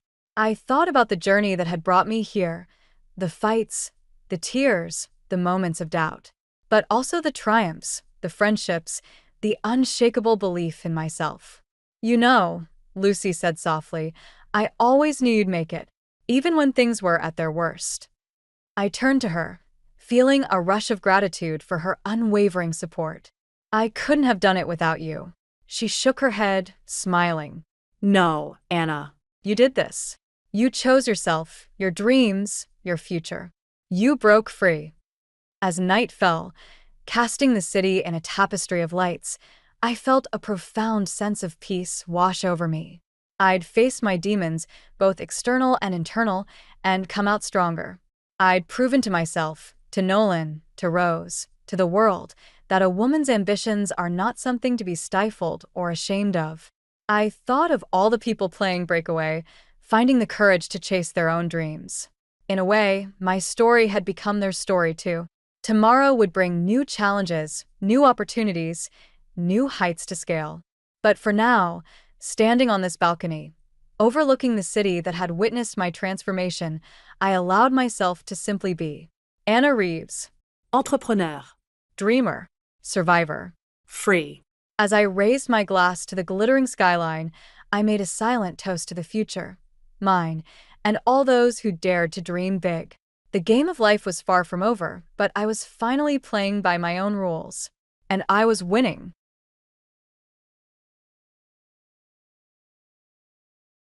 My name is Lena Pearson, and I've spent the last 30 years of my life as a nurse, tending to the sick and injured.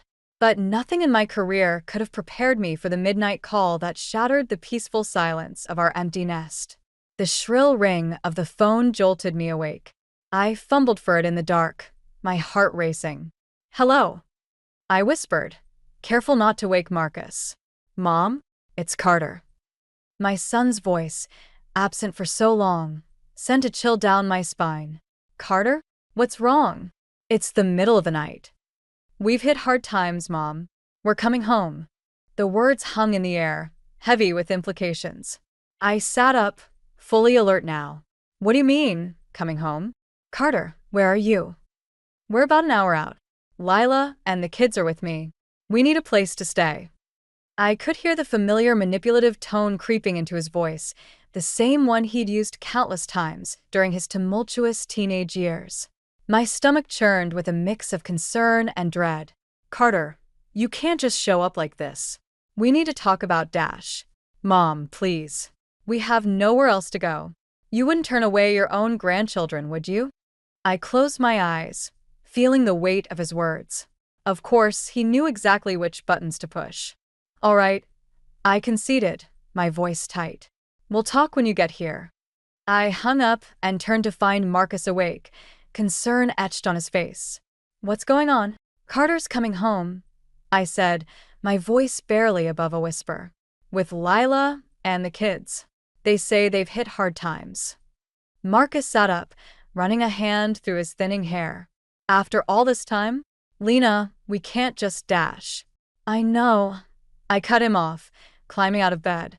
"But what choice do we have? They'll be here in an hour." As we hurried to prepare the guest room, memories of Carter's troubled past flooded back. The lies, the manipulation, the constant drama that had dominated our lives for so long. We'd finally found peace in our empty nest, looking forward to quiet evenings and leisurely mornings. Now, it felt like we were being thrown back into the eye of the storm. An hour later, headlights swept across our living room window. Marcus and I exchanged a look before opening the front door. There they stood, Carter, Lila, and 4 bleary-eyed children, surrounded by suitcases and boxes. "Mom, Dad," Carter said, his smile not quite reaching his eyes. "Thanks for taking us in." I hugged him stiffly, noting the designer watch on his wrist that seemed at odds with his claims of financial hardship. "Of course, sweetheart. Come in, all of you." As they filed past us, Lila barely meeting our eyes, I couldn't shake the feeling that we were being played once again. The amount of luggage they'd brought suggested this wasn't a short-term visit. "We've set up the guest room," Marcus said, his voice carefully neutral. "It'll be a tight fit, but Dash." "Oh, we can't all squeeze in there," Lila interrupted, speaking for the first time. "Carter and I will take the master bedroom. You two don't mind the guest room, do you?" I felt Marcus stiffen beside me. "Actually, we do mind," I said firmly. "This is still our home, Lila. You'll make do with the guest room for now."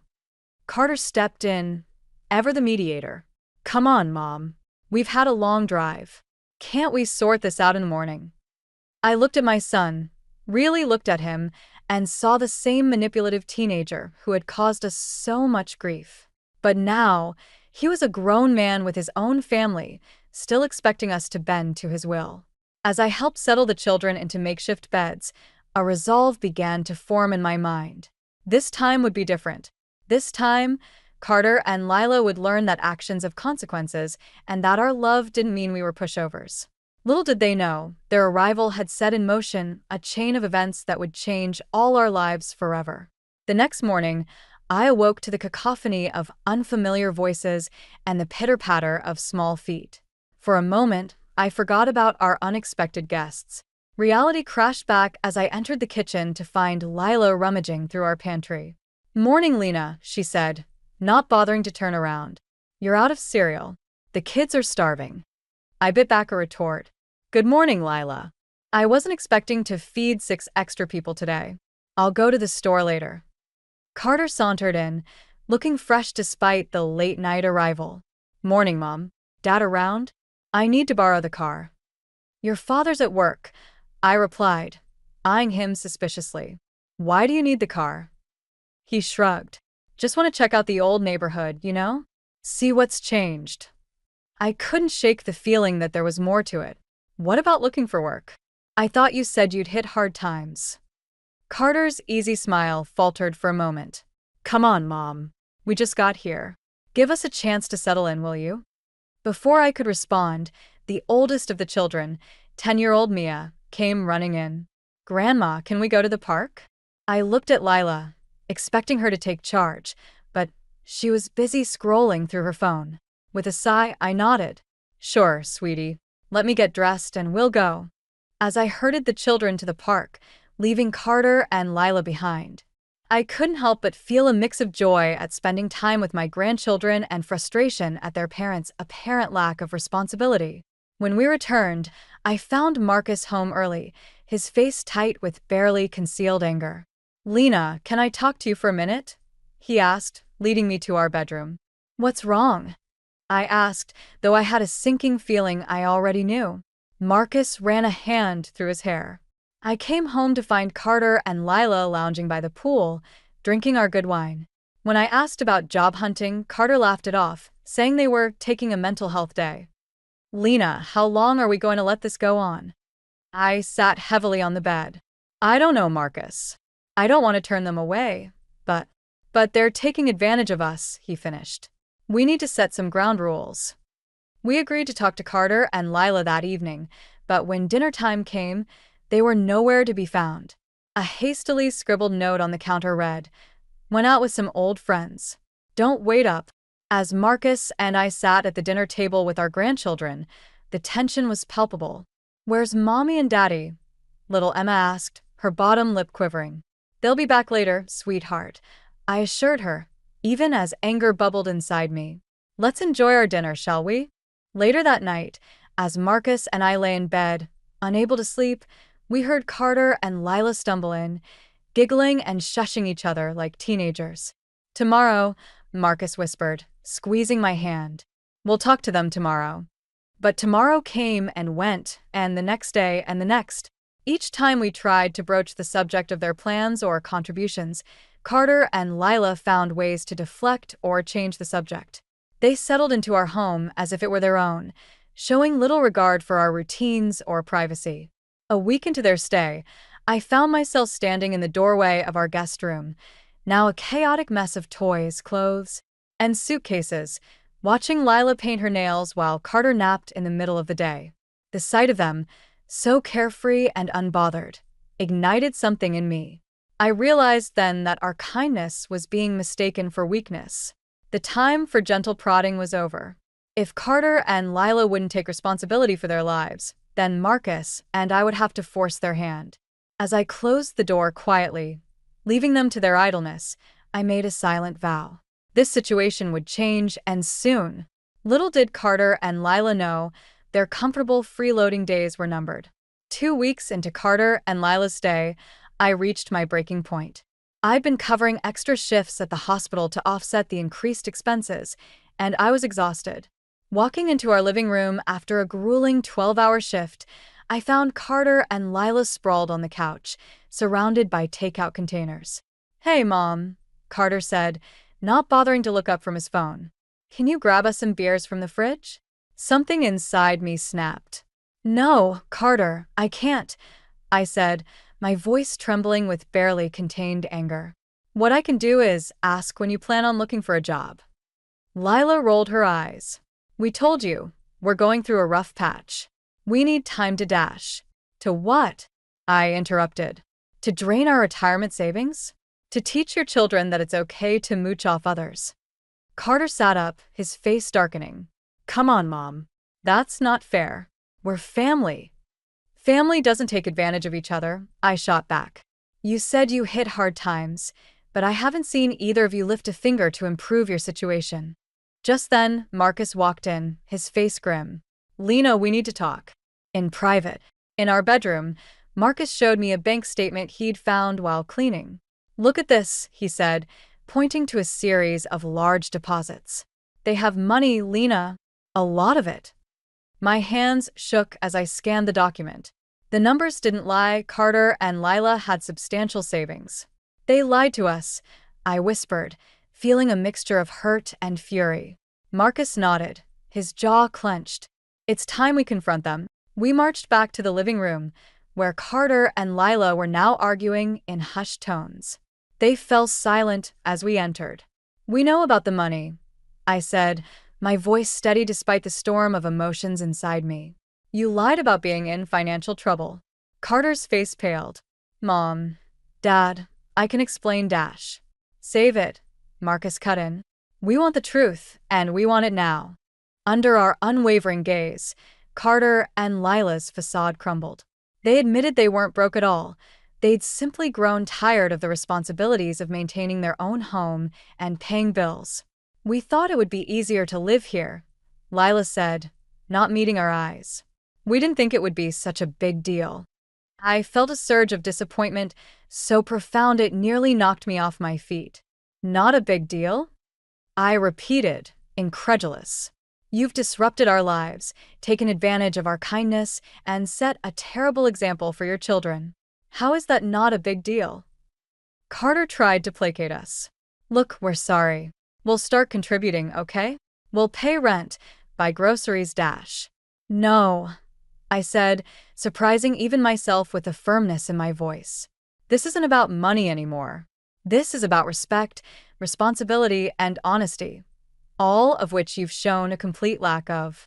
Marcus stepped forward, his expression resolute. "We want you out. Not today, not this minute, but soon. You have 2 weeks to find your own place and move out." The shock on Carter and Lila's faces would have been comical if the situation weren't so serious. They sputtered protests and excuses, but Marcus and I stood firm. As they retreated to the guest room, presumably to discuss their options, I felt a weight lift from my shoulders.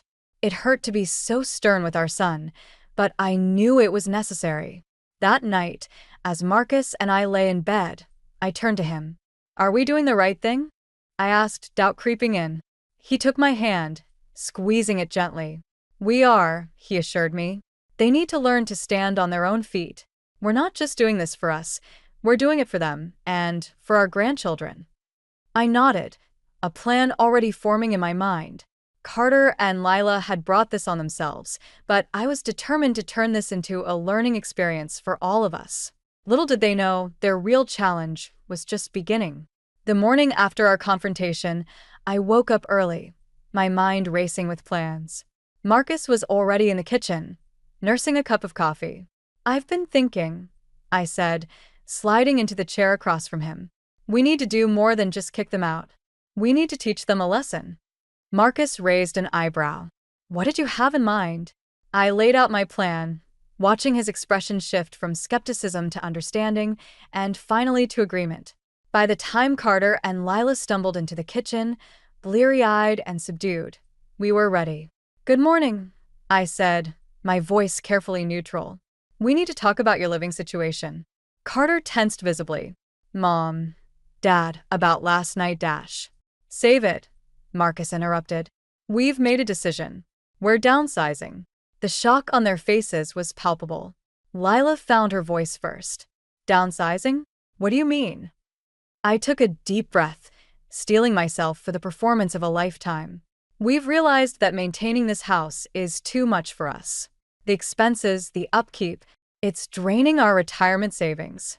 We're going to sell and move into a smaller place." Carter's eyes narrowed suspiciously. "But what about us? Where are we supposed to go?" "That's not our problem," Marcus said firmly. "You're adults with your own resources. It's time you found your own place."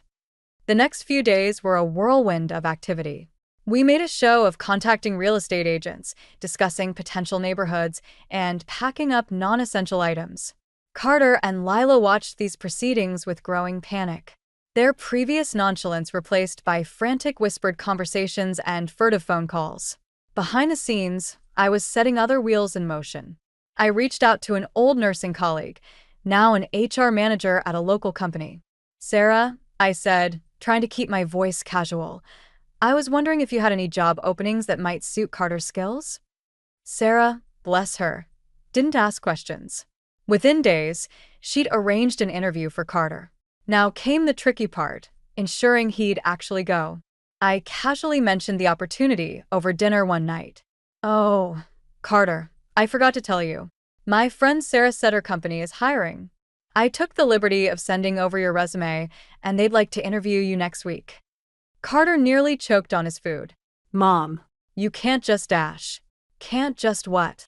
I interrupted, my voice sharp. Help my son find employment when he clearly needs it? Unless, of course, you have other prospects lined up? The silence that followed was answer enough. Carter grudgingly agreed to the interview, while Lila sulked beside him. As the days passed, the pressure mounted. Carter and Lila's bickering increased, their united front crumbling under the strain of impending responsibility. I overheard snippets of their arguments, complaints about job searching, worries about affording rent, debates about asking friends for help. Through it all, Marcus and I maintained our facade of downsizing preparations. We scheduled viewings of smaller homes, making sure Carter and Lila overheard our discussions about reduced square footage and single bathrooms. The night before Carter's interview, I found him sitting alone on the back porch, staring into the darkness.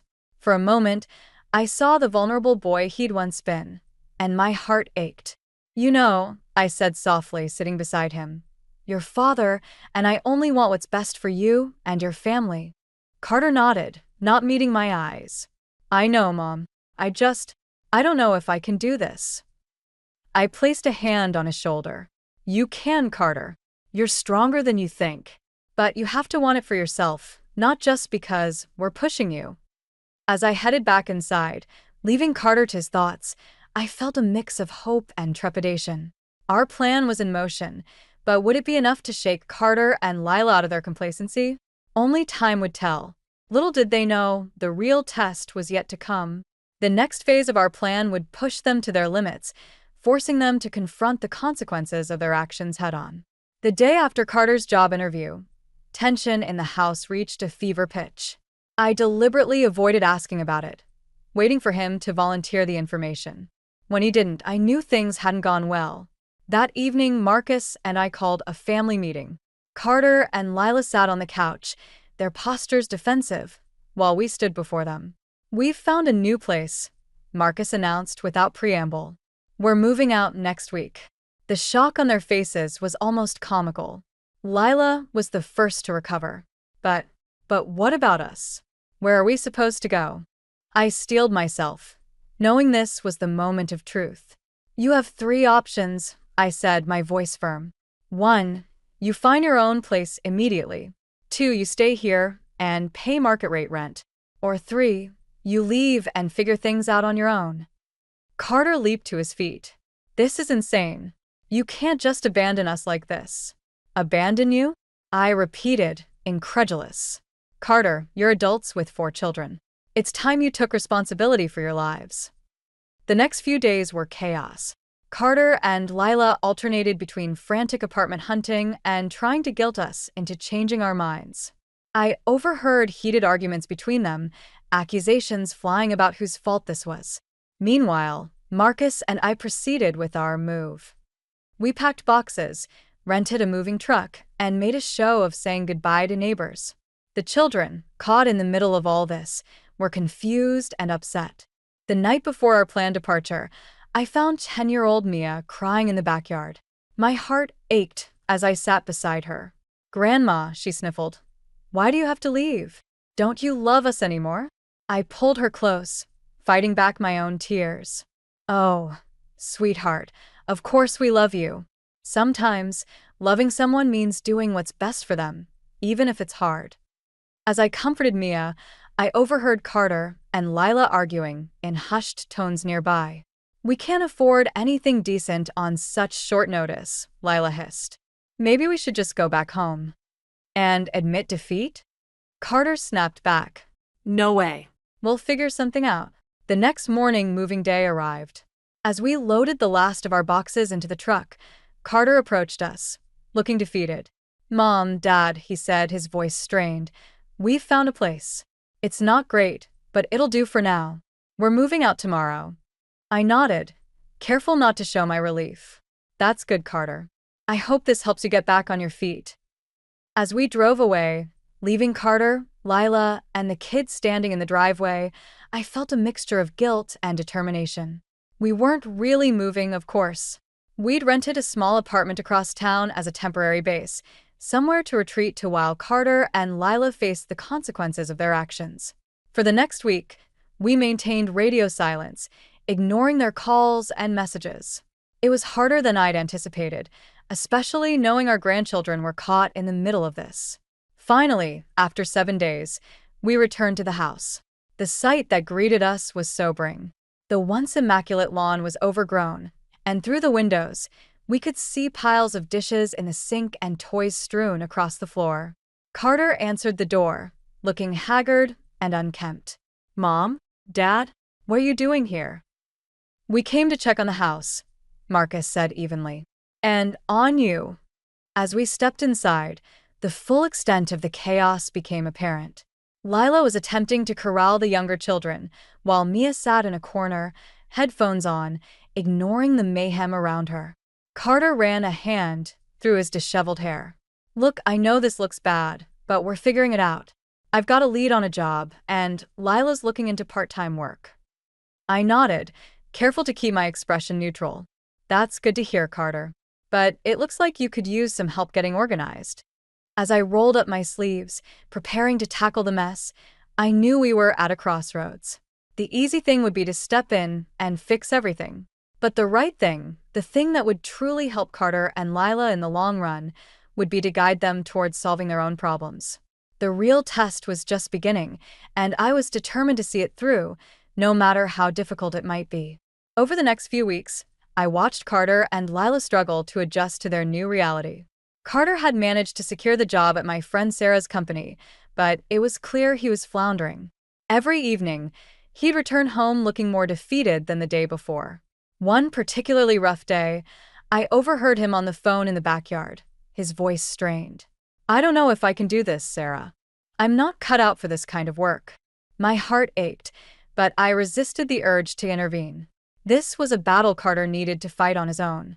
Meanwhile, Lila had reluctantly started job hunting. Her lack of work experience made it challenging, and her frustration was palpable. I caught her snapping at the children more frequently, her patience wearing thin under the pressure.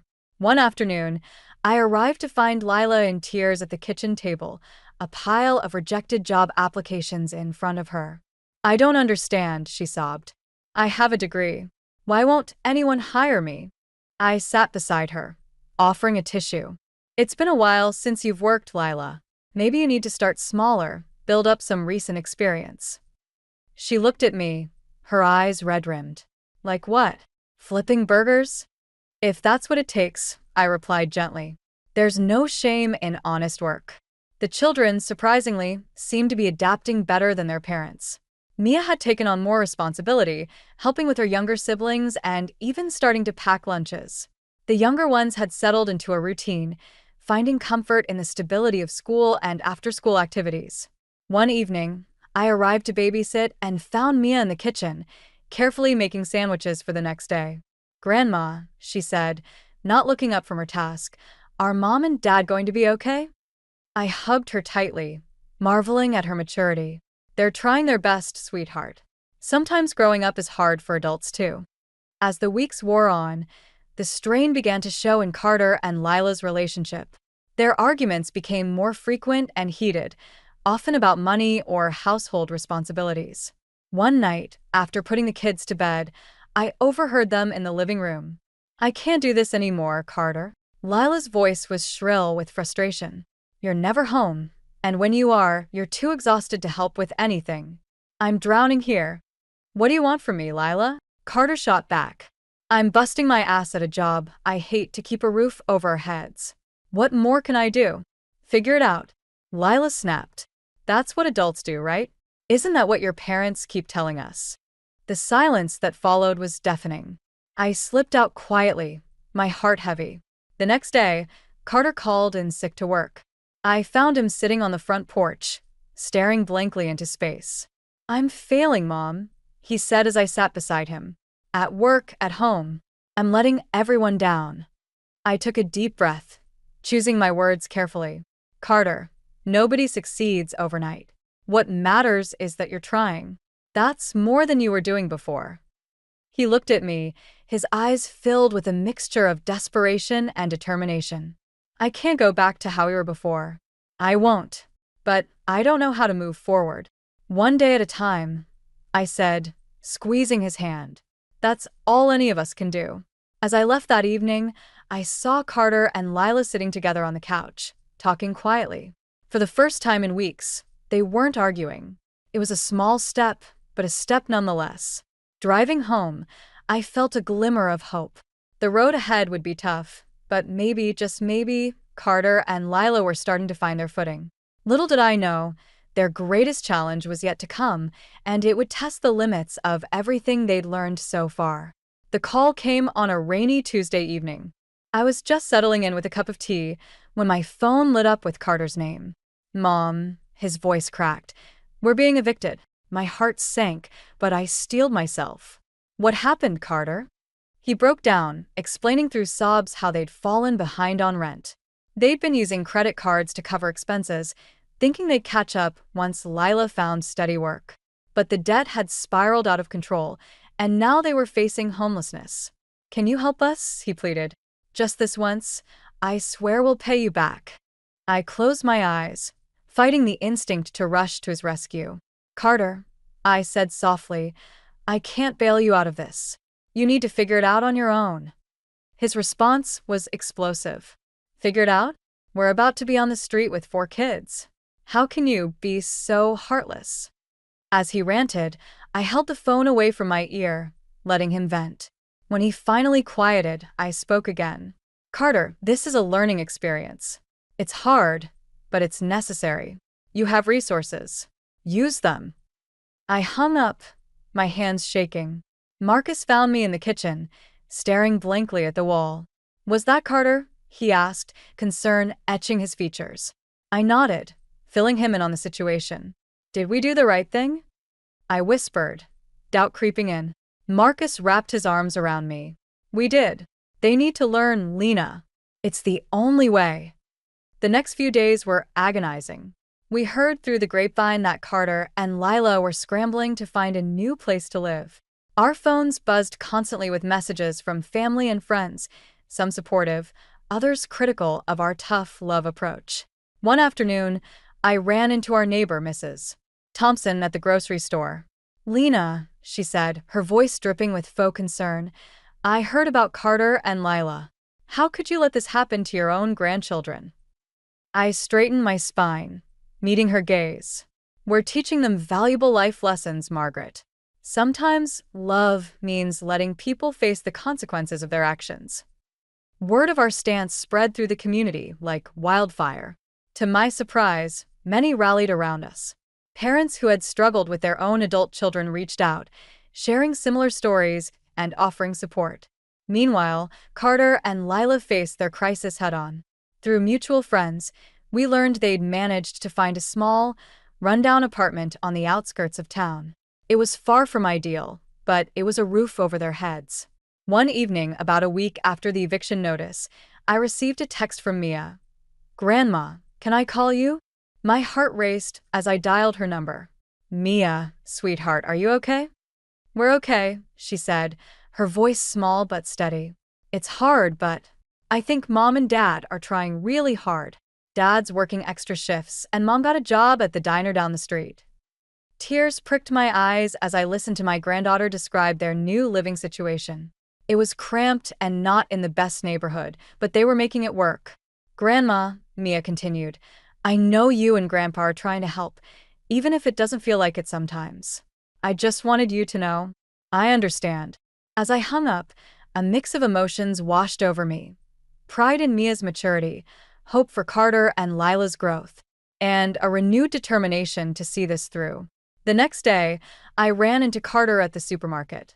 He looked exhausted, his cart filled with budget brands and sale items. Our eyes met, and for a moment, I thought he might turn away.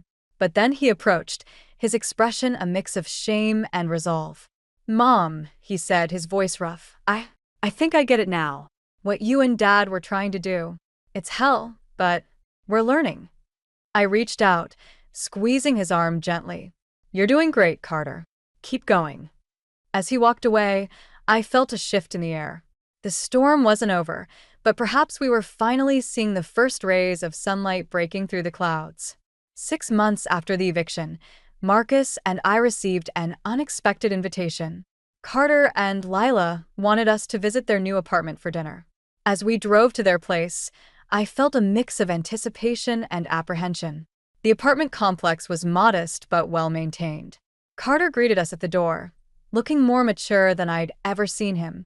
"Mom, Dad," he said, embracing us warmly. "Thanks for coming." Inside, the small space was tidy and organized. Lila was in the kitchen, stirring a pot of something that smelled delicious. The children were setting the table, chattering excitedly. "Welcome," Lila said, wiping her hands on her apron. "Dinner's almost ready." As we sat down to eat, I noticed the changes in everyone. The children seemed more responsible, helping without being asked. Carter and Lila moved around each other with a newfound respect and teamwork. Over dinner, Carter cleared his throat. "Mom, Dad, we owe you an apology," he began. "And a thank you." Lila nodded, reaching for Carter's hand. "We were angry at first," she admitted. "We felt abandoned. But now we see what you were trying to do." Carter continued. "It's been hard, really hard, but we're making it work. I got a promotion at work, and Lila's been taking online classes to update her skills. We're saving money," Lila added. "Slowly but surely. We have a budget now, and we stick to it." I felt tears welling up in my eyes. "We're so proud of you both," I said, my voice thick with emotion. Marcus nodded, squeezing my hand under the table. "You've come a long way." After dinner, as the children cleared the table, Carter pulled us aside. "We want you to know," he said softly, "that we understand now why you did what you did. It wasn't easy, but it was necessary." Lila joined us, her eyes shining. "We're teaching the kids about responsibility and the value of hard work. We don't want them to make the same mistakes we did." As we prepared to leave, Mia approached us. "Grandma, Grandpa," she said, hugging us tightly. "Thank you for helping Mom and Dad grow up." On the drive home, Marcus and I sat in comfortable silence, processing the evening. Finally, he spoke. "We did the right thing, Lena." I nodded, feeling a weight lift from my shoulders. We did. It wasn't easy, but it was worth it. In the months that followed, we watched from a distance as Carter and Lila continued to grow. They faced challenges, of course, but they met them head-on, working together instead of looking for easy outs. One sunny afternoon, as Marcus and I sat on our porch enjoying our retirement, Carter called. "Mom," he said, his voice filled with pride. "We did it. We saved enough for a down payment on a small house." I felt my heart swell with joy. "That's wonderful, Carter. I'm so proud of you." "We couldn't have done it without you and Dad," he said. "Your tough love, it saved us. Thank you." As I hung up, I turned to Marcus, tears in my eyes. "They're going to be okay," I said, my voice filled with relief and happiness. Marcus pulled me close, kissing the top of my head. "They are. And so are we." Looking out at the setting sun, I reflected on our journey. It had been a difficult road, filled with hard choices and painful moments. But in the end, love, real, honest, tough love, had prevailed. Carter and Lila had found their way, not because we rescued them, but because we gave them the space to rescue themselves. They had stumbled and fallen, but they had also learned to pick themselves up. As the sky turned a brilliant orange, I felt a deep sense of peace settle over me. We had all learned valuable lessons about responsibility, about the true meaning of family, and about the power of standing on your own 2 feet. Our retirement might not have started the way we planned, but it had led us to something far more valuable, a stronger, more resilient family. And as I sat there, hand in hand with Marcus, watching the sun dip below the horizon, I knew that whatever challenges the future might bring, we would face them together, stronger for the storms we had weathered.